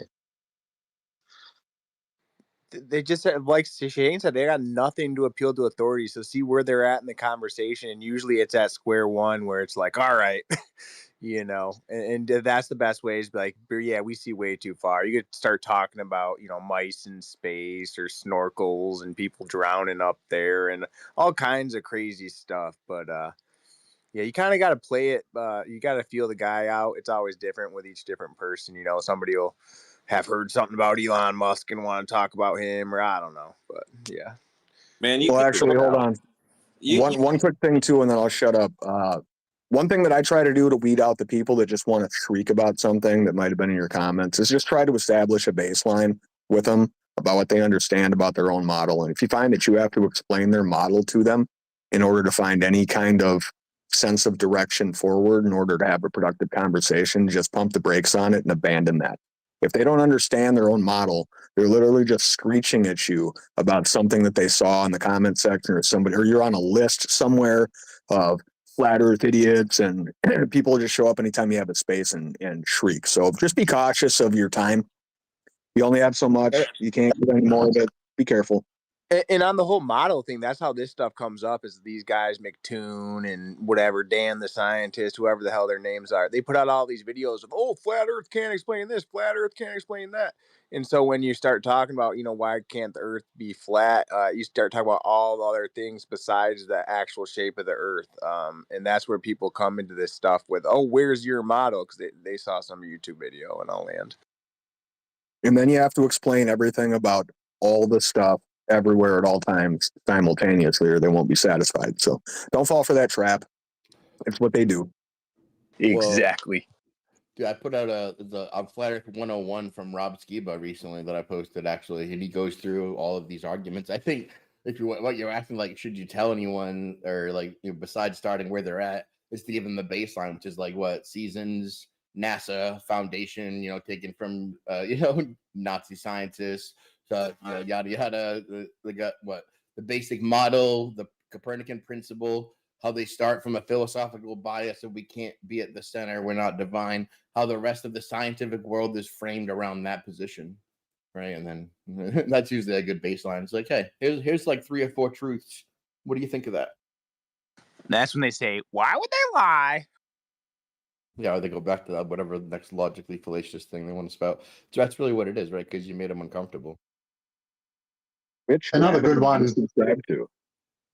And the funny thing is that you could sit there and say, hey man, I got this crazy story, and rip off Lord of the Rings or whatever, and they'll sit there and they'll go, wow. But if you go, hey man, I got this notion here that the Earth is flat and we're not moving and space is fake, and you're stupid. What are you, retarded? Rip off Lord of the Rings. Dude, I like how they're like, look at the picture from space, you idiot. Look, it's proof the Earth is a sphere. And it's like, okay, look at this picture of a unicorn that a guy made. That's proof of unicorns by the same logic. No, am I missing something? What are you saying? And then they'll say, and then they'll go, "What? You don't think things fall?" No, things still fall. No, he was like, well, you imagine comparing AI generated stuff to real pictures. I was like, that's not AI. That's a horse wearing a fucking crown. What do you mean? That's a horse wearing a horn or whatever. That's a real life, acting. I was looking up the other day, looking at people who allegedly died in space, and then that all I could find is that apparently they claim there's 19 people have died in space accidents, which that includes there was that one from 1986. The Challenger explosion. The Challenger, yeah, that one's fake. Where they're still alive, yes. yeah.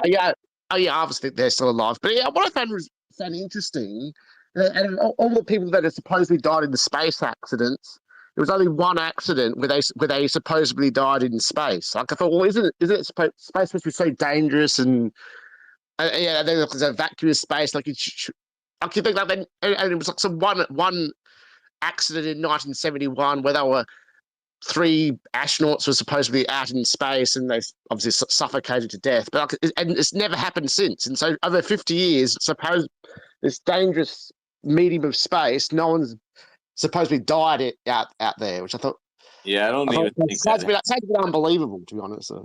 I think you're actually talking about what Gus Grissom or whatever died in here. They fried him alive, man. It was here on Earth, and they got the good duck. Go ahead. I was talking about all the alleged space accidents, which they claim that only 3 of them were only 3 people were actually in the alleged vacuum of space. I don't think anyone's actually died in actual space. No, most of those guys die in a swimming pool in Houston. Well, I mean, obviously that. Yeah. Yep, one of them nearly drowned. Yeah, that too. But I don't think has anyone actually been, attributed to dying. I know we got the 3 guys there that got burned alive in their capsule in a training accident. They got that really good engineering, those really good zippers, really good duct tape, and the best O-rings money can buy up there. But you would think that. Don't forget about Mylar. I mean, we can't even have motorized transportations without having accidents per day. But they have a pretty good success rate out there in that chill environment called space. Bro, they got slip-on boots. $67 million a day will get you over boots. Then you can put them on backwards and nobody will pay attention until somebody does. And then they'll be like, well, whatever. Keith K pulled the patent on that. We got a Keith. We got a Keith, man. Went up there and played golf, dude. And they got this that they've never done this before. They're over there weighing the screws and making sure everything, getting all this stuff ready. And this guy's over here bringing clubs and balls and stuff. It's like, what are you doing, man? I thought you were a professional. Yeah. So, Don had his hand up there. What's up there, man? Yeah, guys. I just want to say how beautiful this space is, man. I don't want to get all fucking, get too emotional on this, but I love the fact that we can have a space where we can discuss things cordially. You know what I mean? Nobody's interrupting anyone. It's good. It's wonderful. It's healthy. But look, where are the fucking Globers, man? Where the fuck are they? All these We've people whacked their peepees too many times. They don't come back for more. That's what's going on. I love you. That's it, man. Like, I'm just listening up. It's good. Another satisfied customer.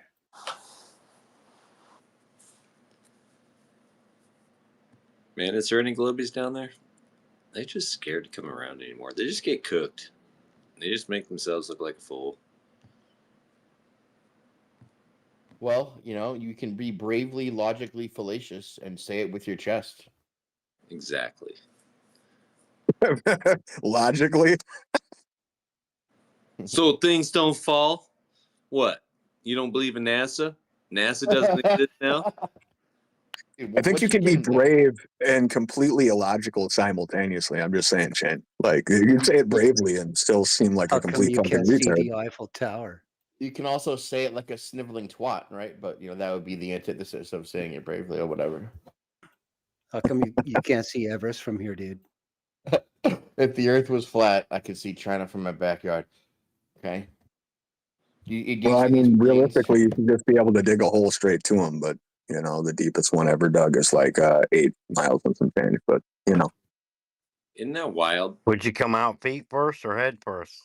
Exactly. I saw a meme of that yesterday, or maybe it was today. It's like this dude. It's all it said. It's a guy digging a hole in the top of the frickin' globe, and it's like, is he gonna come out feet first or magically flip around head first? But I mean, yeah, again, logic not really the strong suit. But maybe if he actually dug that hole, we'd find out what the Earth is really made of, because they just told us how thick it is and how dense it is, and we've got a molten iron core that doesn't really jive with, well, the heat down there that's gonna, fuck with the Curie point, and Isn't it not hotter look than too the far into sun? it. Don't they say it's hotter than the sun at the core? Well, yes, they do. Well, I don't know about hotter than the sun, but they say it's hot enough to make it not magnetic, which is, I mean, everybody that has got a couple of firing brain cells left would go, hold on a second, the Curie point is what? And it's 700, ain't it?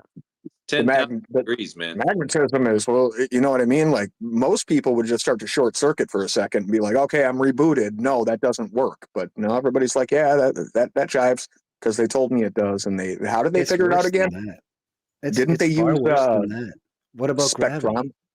Did they use a Did you notice spectrometer to fucking tell us that, Stone? Did you notice this big old iron core that's uber high pressure in the center? Isn't that where G falls to zero because mass attracts mass? How can everything be so fucking dense and high pressure and at the center when there's no G? I can't tell you how many times on my show I've been, or on my space, I've been like, so if they dug 8 miles down and they made all these predictions about heat, pressure, temperature, composition of materials, and they were wrong drastically just for the first 8 miles, would you trust them the rest of the way? And they're like, did that actually happen? Or like, no, I wouldn't. Or like they. It's such an embarrassment. They're closing it up. Yeah, Well, the story is that the drill pieces kept breaking. They couldn't go any further because it become. The story is that it's too hot. The platelets were too.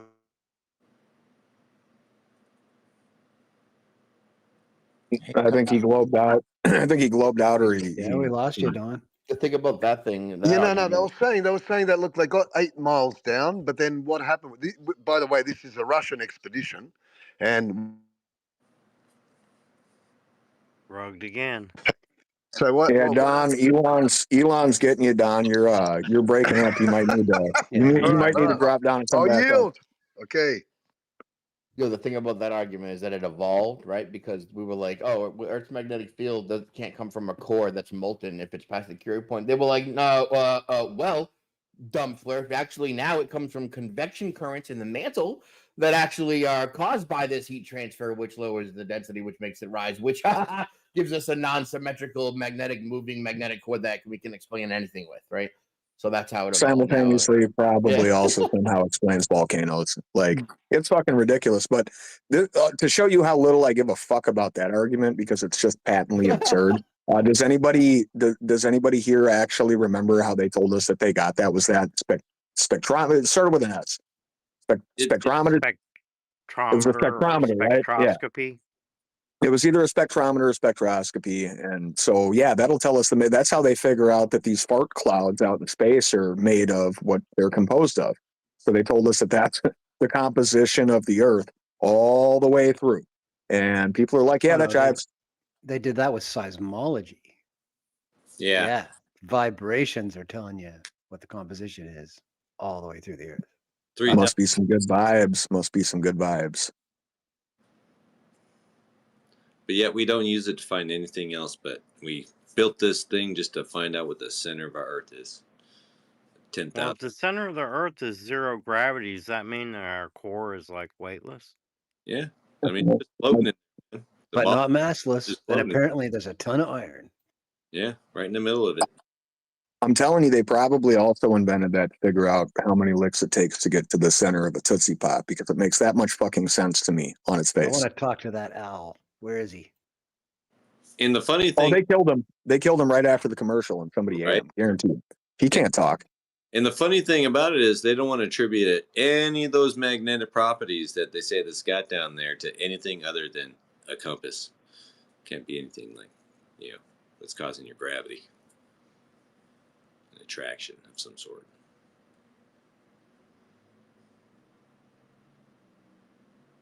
Got this big old thing there, and it's only used for compass. Crazy. So the Curie point, inconvenient problem now, like, I don't know, jizzing throughout the mantle somehow renders compasses still useful. Only compasses. I mean, what else do we use that magnetic north for?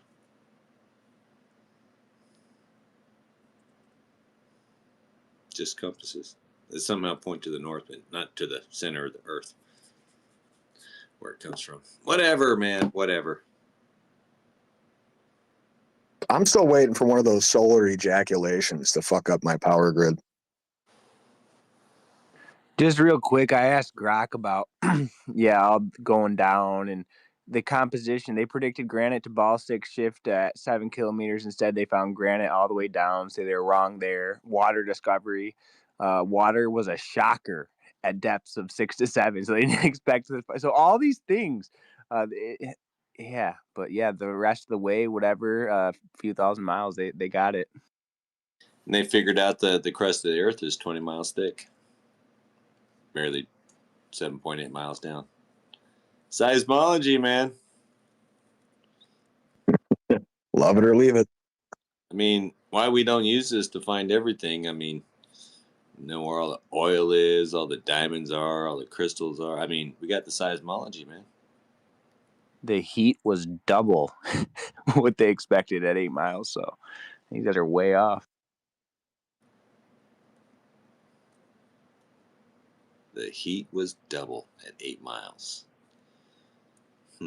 Damn, D369's up in here. I wonder if he's out of Dubai, if they're still manipulating the weather out there and shit. That manufactured city. They do that, but I'm not there anymore. Welcome back, brother. Yes, sir. Glad to be here. D3, if you were an agent working for the intelligence agencies, would you tell us? Of course. Totally. I got your back. Transparency. Cool. Yeah. Good. Reminds me of an episode of Cops, bro. You got to tell me if you're a cop. That's how it works. Hey, I just shared in the nest there, flight day 4, and this is a really great video. It's got a lot of detail in the in what you see, and I just want to kind of reiterate for everybody, like, what are we looking at here? Based on what we know, what we've learned about how our vision works, right?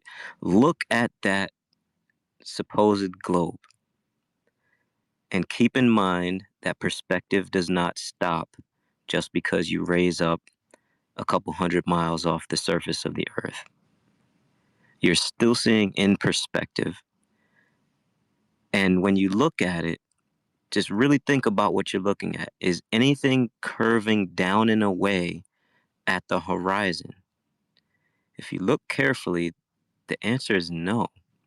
It's just going into that vanishing point, and that's it. The curve is happening from some other phenomenon, like how we're seeing it. It's not a physical curve. Am I bugging, or are you guys understanding what I'm saying after you take a look at it?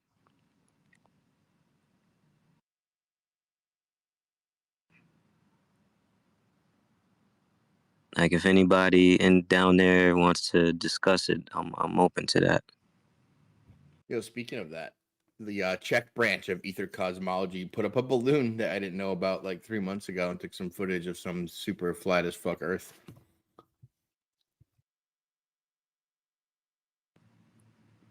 What do you know what elevation it got to? 35 kilometers, something like that. Nice. Nice.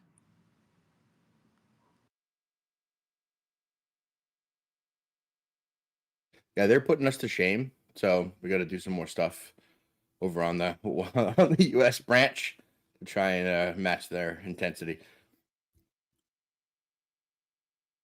Dude, they did it with like an iPhone. They put like a whole case on around an iPhone, just said screw it, right? Bought like an iPhone, whatever, and just threw it up there on a balloon, retrieved it, got a GPS, did the whole shebang.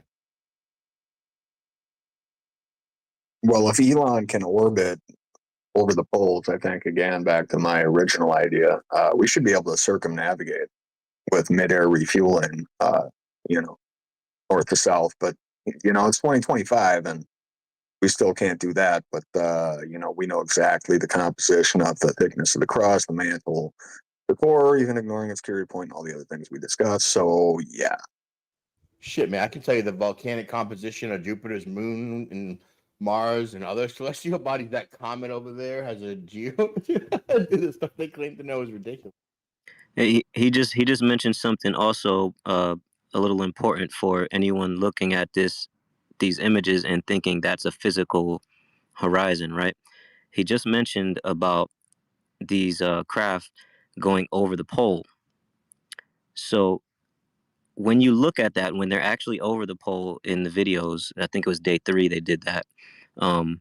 What you see is the pole of ice covering the entire visual perspective of the globe. Because he pans from one side all the way to the other side, and all you see everywhere is the ice and snow. So think about that for a minute. Because of their height, it's impossible. All right, so look, the width of the equator is larger than where the pole is. So if you're far enough away from Earth, then you would be seeing the supposed actual physical boundary, right? And if you're looking at it from above the pole, you would be looking down, you would see a circle of ice, and then you would see water expanding away from that ice. Here, because it's close, you're only seeing the ice. It can't be the physical curvature there. Furthermore, whenever we see Africa, keep in mind that Africa itself, landmass-wise, is twice the size of Antarctica. So anytime we're above Africa, if we're seeing Antarctica take up the full circle of the supposed globe, then Africa would also take up the full circle of the supposed globe. Just some food for thought. I got an extra one for you. In all this 15 minutes of footage you just showed us from Sato Fishy here, did you notice that at no time was the sun in the shot, nor was there a time where the sun was shining through the glass at the people holding the camera?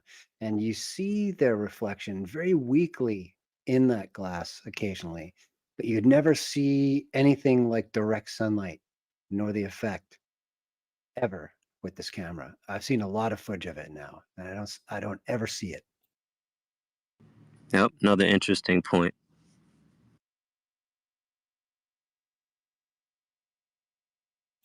No sun.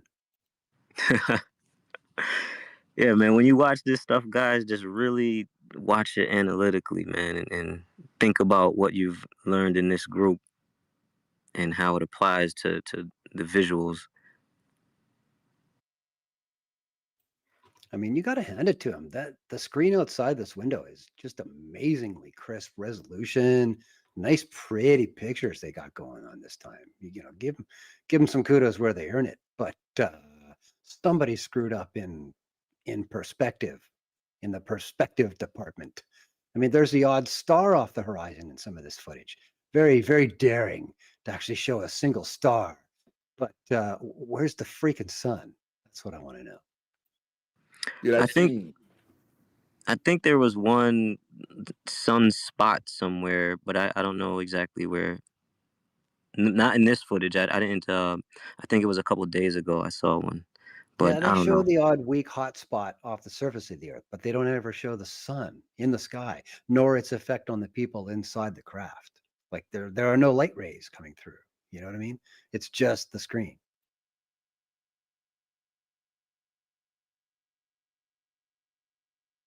It's got to be refravity or refraction, For refravity. sure. Totally, dude. You know, whatever they come up with. No, I mean, it reminds me of everybody's seen that meme, and I can't remember who posted it originally. It might have been Eric Dubay, but it's a dude holding a fucking toilet seat, right? It's two frames, and he's got a Oh, that laptop. is classic. He's got a Yeah. laptop computer screen behind him, and it's like, this is how easy deception is, and it really is that easy. And to Dee's point, when you're watching things like this, it's very, very important to, well, apply what you've learned and use a little bit of critical thought. Analyze the information, process the information, look at it, look for things like Stone pointed out that are not there, should be there. And it becomes pretty apparent that you're being fucking hoodwinked. And they hoodwink us all the time. I know a lot of people to this day that still believe there's a Tesla fucking roadster floating around out there with a fucking fake astronaut in it. You know what I mean? So it really is that easy. I look at shit like this and I go back to that meme. And I find a little bit of joy in it. Because it's that easy, man. All you need is a fucking toilet seat, a camera, a little bit of deception with regards to perspective, and well, there you have it. Somebody's gonna buy it. Looks real to me. Classic. No, there was another guy in the subtropics about a year or two ago who also simulated being in a helicopter as a telereporter. Had some guy swinging a belt over his head, looking through another similar, not the toilet seat, but a fake window, and it was absolutely priceless. Every bit as illuminating as the one you just cited. Well, and that's the thing about it. When you realize it, when the parlor trick is revealed, that's when people really have a profound kind of aha or oh shit moment, as I like to put it. You're like, what the fuck? Yep. Dave Weiss And if did it, one with a solar panel at the sky with his laptop upside down, looking at the sky with the clouds going by. And he convinced two guys he was debating that was actually ISS footage. And then he turned it over and revealed the trick, and the guys all dropped their jaws. It's just that easy. It's the power of suggestion. it really is. And I mean, the lesson to be learned there is that, for all human beings, I mean, anybody listening, I don't care what your IQ is. I don't care what your background is. I don't care how many PhDs you have. It doesn't matter. Everybody is capable of being hoodwinked if you're willing to just go along to get along, or maybe if you believe in nothing. That's a symptom of it too. A lot of people that probably purchase NASA merchandise don't believe in creation. They don't believe that anything was created. They don't really believe in anything sacred, so they'll believe in anything, meaning that they'll fall for anything. It's just all you got to do is take the time to process it. And, if you do have an opportunity like that meme that I mentioned, or like what Dave Weiss has done, or the helicopter belt dude, and that doesn't hit you and kind of change your perspective on a lot of things, like, hey, maybe I need to be a little bit more picky about the way that I don't know, consume my information and what I actually choose to believe, then I don't know what to do for you. I only needed to get burned once. And I was like, you know what, fuck this. I analyze all that shit.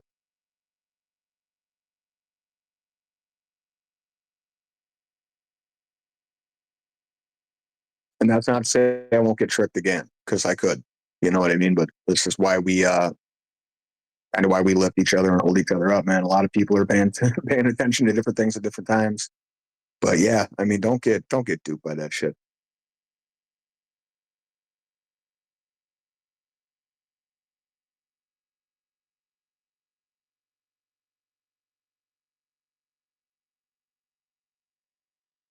E, how long have you been back, dude? It's been a while since I've talked to you. I've been back for about a month and a half now.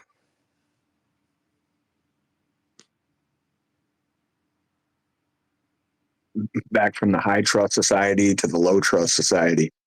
Back to the good old US of A. I remember tripping out talking to you about that before the floods and all that. Like,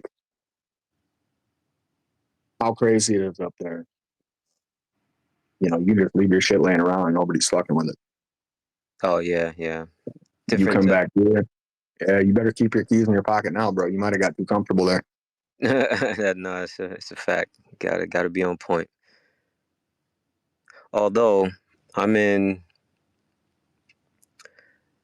Kentucky. It's a little bit different out here than it is in the big cities of New York and Orlando and places like that.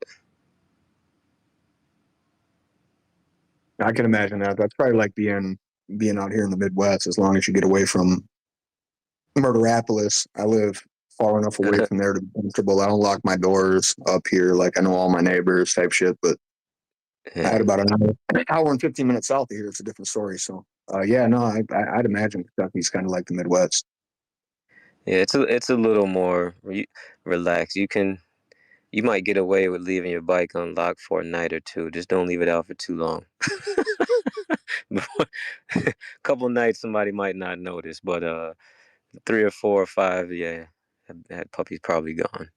Yo, those bike prank videos are so funny when someone comes. Yeah, those are good, bro. I've seen some of those. You know, what's really funny is Owen Benjamin talking about his stolen bike. I mean, obviously he's a comedian and shit, but bro, he's like, I moved out to Sandpoint, Idaho. I don't ever have to worry about getting my bike stolen. And I'm still looking for the dude who stole my bike 27 years ago. Yeah. It's interesting. I use it as a benchmark, bro. Like when I go places, if bikes are unlocked and just chilling and they're there day after day, you know, like the type of culture you're in. And when you can't do that, then you understand it's the other way. You know, it's one of the things we got to correct about our culture. You know, we gotta get a little less thievery. Like we got to start really, really looking down on thievery. Like, because it doesn't benefit us as a culture. 100%. We were a much more high trust society 100 years ago. You know, part of that has to do with like, well, everybody was packing and you didn't know who was packing. Mm-hmm. So like people just carry themselves differently when they know there's consequences for said behavior. And you can definitely tell that in America, like from one location to another. But yeah, I feel you on that, bro. Like as a culture, we gotta, collectively, we gotta do something about that, man. Because I don't want my kids growing up in a world where it gets exponentially worse. 50 years from now, my kids, you know, are in their 50s having kids. I'm already in the ground. Like, is it going to get worse? Is it going to get better? Which direction are we going to move that needle? I just want to speak on that real quick. The dollar's lost 99% of its value. And usually when that happens, there's a cost of living crisis. And people start steal shit. Yeah, there's a connection there too. I can't deny that. But I mean, I think there's a cultural issue we have in the United States that doesn't exist in other places. And there are people that have and have not in places that are way worse off than us, and they still conduct themselves like civilized human beings.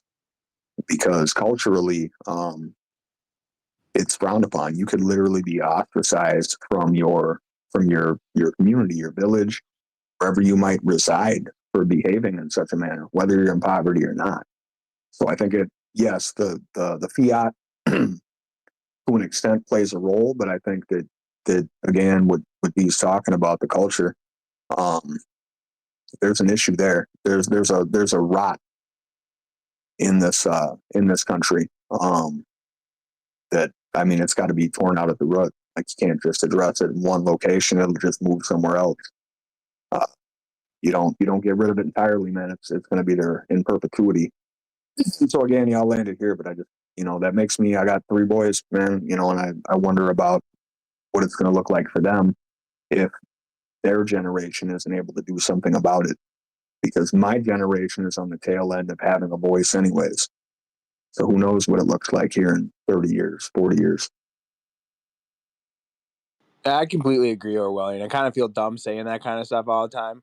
I just think it's one of those things that's overlooked. Is like, how did we get to this point? And it's just such a big equation, dynamic system with so many different variables. But to me, that's how it's just, again, such a huge variable that's just like, they control the banks, all the markets, all the corporations they own. They brag about buying politicians. So it's just like, money's the root of all evil. And yeah, nobody knows what money is. But I'll land my rant there before I get going off and talk about silver or something. No, but you're on it, dude. Bingo. The cultural rot stemmed from someplace, and rather than getting Brian space nuked, I think we all kind of know it rhymes with you.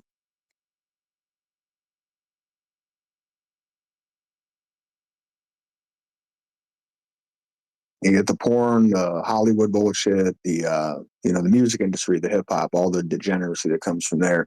The Sam Smiths out of it, You're all kind of of this. roboting out there, bro. Okay, I will. I'll sort that out.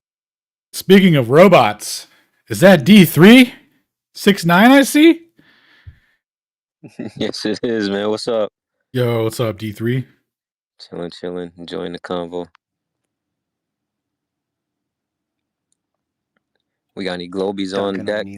Dude, there was a glober in here earlier, but he was committing the classic defecate in public fallacy.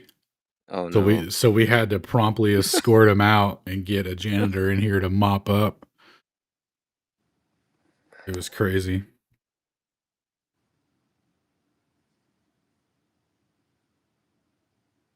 But other than that, it's been pretty cool. We've just been watching the Anybody talking? I think I just lost my audio. Can you hear me, Stone? No, yeah, Yeah, Alan's talking, Stone. We lost it. You hear me, Oh, Stone? wow. Yeah, we were just watching a Matthew Perry documentary, though. Hanging out, going over his career.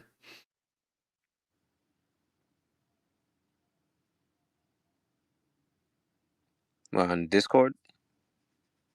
No, I was just kidding, bro. I wouldn't be caught dead watching a Matthew Perry documentary. I was like, I was wondering, like, where is this? I haven't. Yeah, okay, got you. Nah.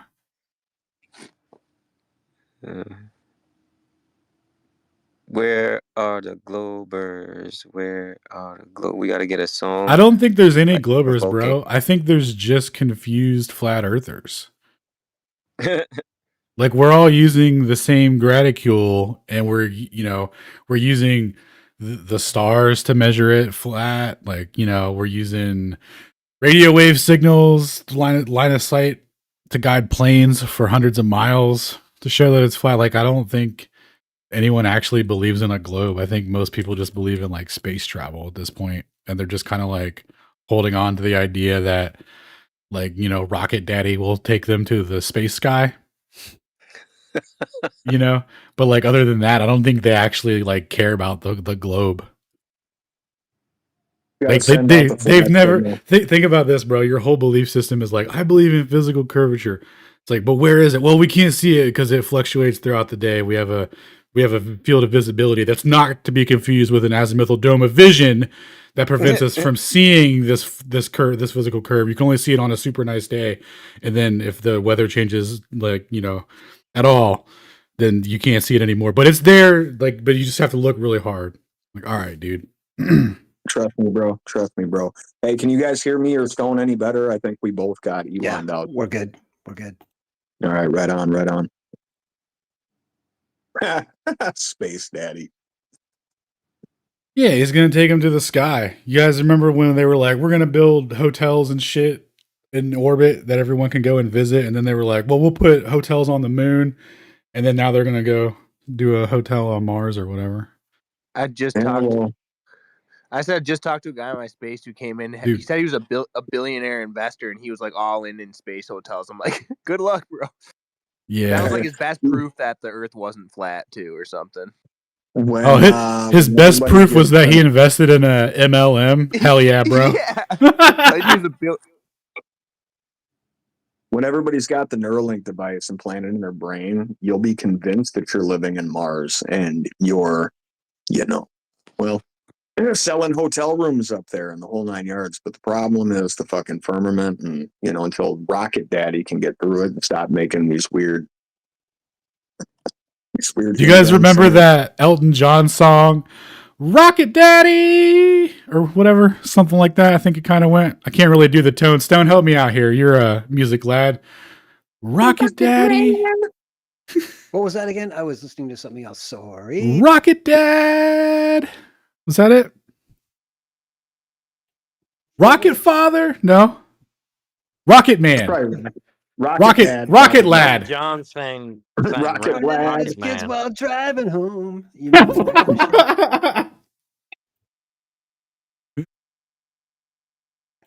Yeah. The Rocket Lad got through the valley, Allen belts alone. Oh, Rocket Man, Rocket Dad. He's out there all alone. It's kicky to me. It's cold as hell on Mars. Dude, you guys have heard that song, right? I'm not tripping. It's Elton John, right? Or David Bowman, something like that. It's Elton John. It's okay. It's kind of place sell tasty freeze. I just took liberty with the lyrics. Yeah, it's Elton John. You crushed He's it. also gay. He's gay like space. Well, you can't win them all. You could sell a ton of Aether Hot Pockets there. I am dead sure of that. Oh shit! He's like it's like an advent calendar, but we're living on the non-Gregorian calendar, and you're like, what the fuck is this? I'm gonna have to rewrite that whole song now. Thanks, Alan. Fucker. Oh, please rewrite it and maybe do like an AI rendition of it. That sounds cool. I feel like there's something there. I'll reproduce it. Nice. I'll do it in my own voice. When AI copies me, I can try to hit them for like copyright. So we'll figure it out. It'll be fun though.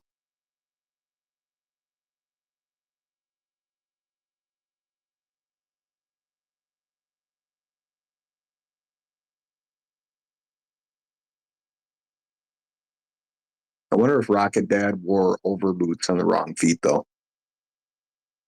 Actually, I don't wonder. Never mind. I'm just going to write that into the song. Fuck it.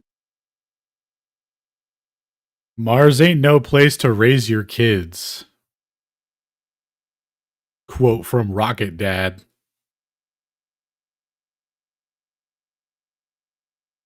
What if the rocket magically turns into like a torpedo or a sub, right? And then, now he's down in the Marianas Trench. Ooh, talking about Torpedo Man? That's a different man, brother. I mean, I don't know, but I mean, some of these people believe the same shit, dude. Like, it's a whole, they're coming from there. They're coming from, space. They're everywhere. I don't know. Project Bluebeam to me, but it is what it is. Right. But yeah, hear me out. Rocket Dad turns around and hits the ocean, and he's like, I found a whole nother civilization of sea monkeys down here. What's good?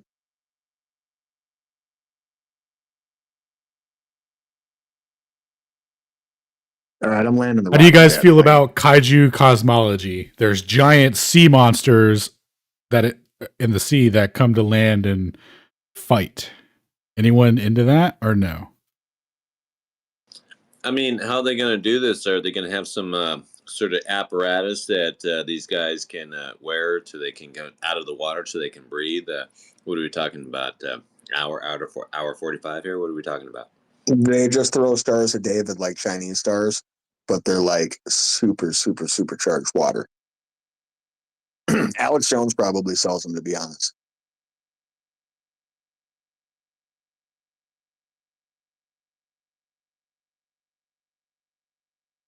I heard it was possible for tuna to do it, man. But they get a taste for lying there, man. It's crazy.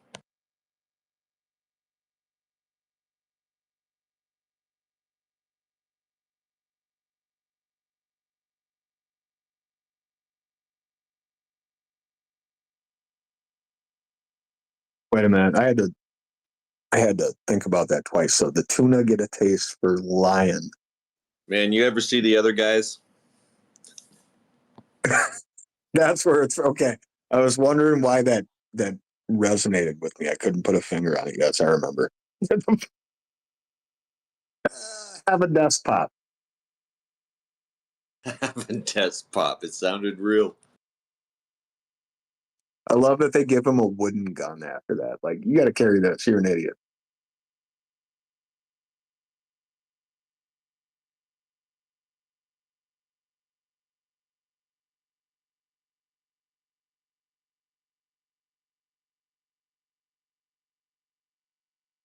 What a great movie.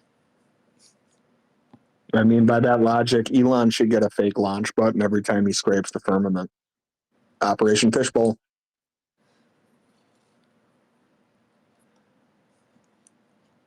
I just think it's pretty pathetic that the agency we give $70 million a day needed Elon to rescue him. That's like having Lithuania bail us out of a war or something. It's ridiculous. Yeah, or the French. Or the French.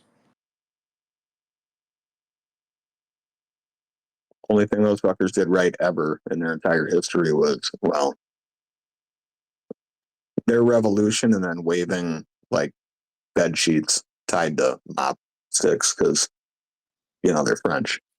Yeah, it turns out that that was a Jewish operation as well.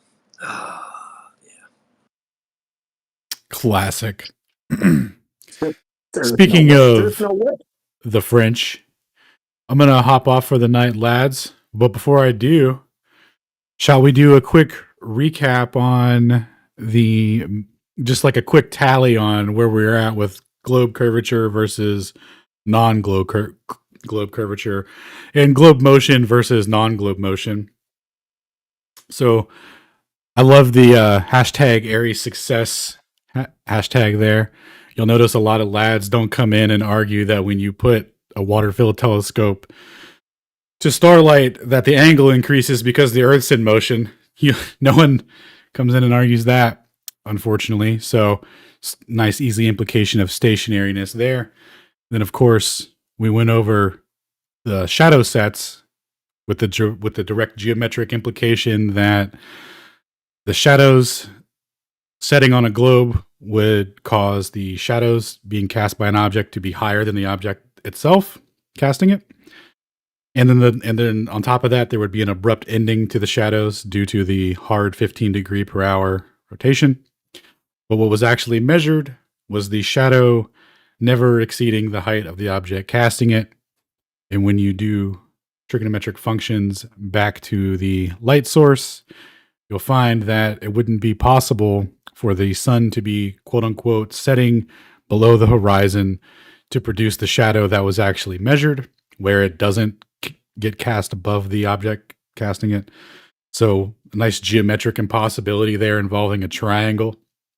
Right, and we all know how triangles have... Guys, we've been in a triangle fight for years. I don't know if anyone wants to talk about it, but we've been in a hardcore triangle war for years. Yes, we're all getting tricky with it long ago. Tricky with it. And it's nice that it's nice that we've got our own triangles now to come back with. So thank you, Stone. Much appreciated. And then, of course, we got the old celestial theody. We got some new triangles with that, showing the elevation angles of mountain peaks do not correspond to the lower elevations necessary to facilitate globular deviations from planar geometry. So none of that has been measured. So we got celestial bodies, showing that the Earth is flat. That's cool. That's where we're at so far in terms of making a measurement and doing all that. Man, that finish up there with old Dr. Heffron was like, get him a body bag, man. They were done. Finish him. Sweep the leg. Oh, yeah, dude. Speaking of Heffron, tune in on Monday. There will be a Celestial Theodolite update. The weekly Celestial Theodolite updates will continue now. There was a brief delay there while we were sorting some stuff out, but there will be an update and recap on Monday. So if you're not familiar with it or you want to know more, make sure to tune in on Monday for that. Excellent. Excellent.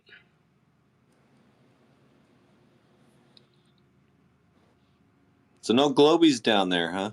None of want to challenge any of this. No globularist. And real quick before I head out, Sunday, for the Globebusters episode, we're going to be going over all the so-called globular evidence that's been put forward by Jaren. So we already did a rendition of it on Aether Cause on Tuesday. So if you haven't seen that, you can check it out on Shane or I's channel.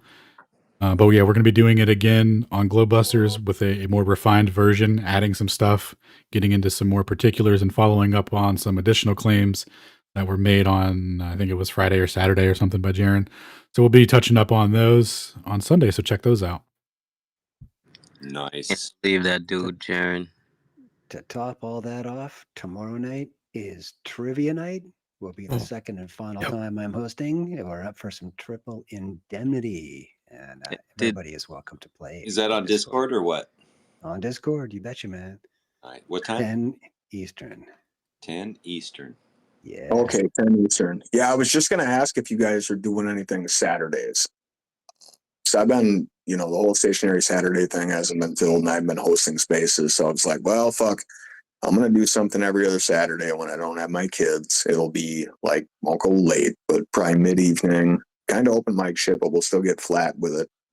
I just wanted to make sure I wasn't stepping on anybody's toes. I know we all like to be involved in the same shit. So. No, you're good. If you ever want to do something and you see me online or something, just fully do your own thing, and like I don't matter at all. It's all good. Like don't ever schedule anything around me or whatever. No, I'm not saying, but sometimes I might want to be fucking involved in what you guys got going on. I see what you're saying. Yeah. Could be stepping on toes, could be interfering in some things like that I might actually want to be involved in that I wasn't aware of, so on and so forth. Well, you can always check the events tab, the events calendar, where you keep that fairly populated.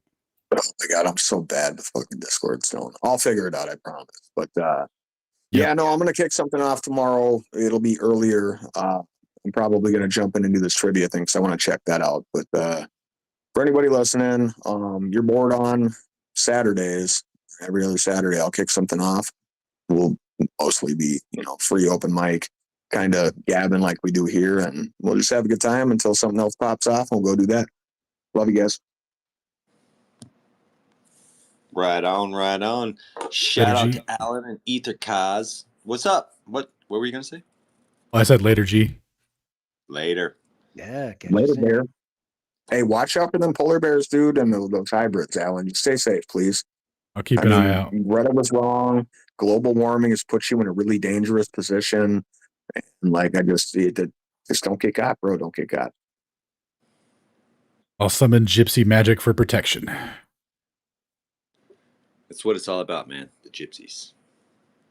Roger that. Gypsy magic it is, brother.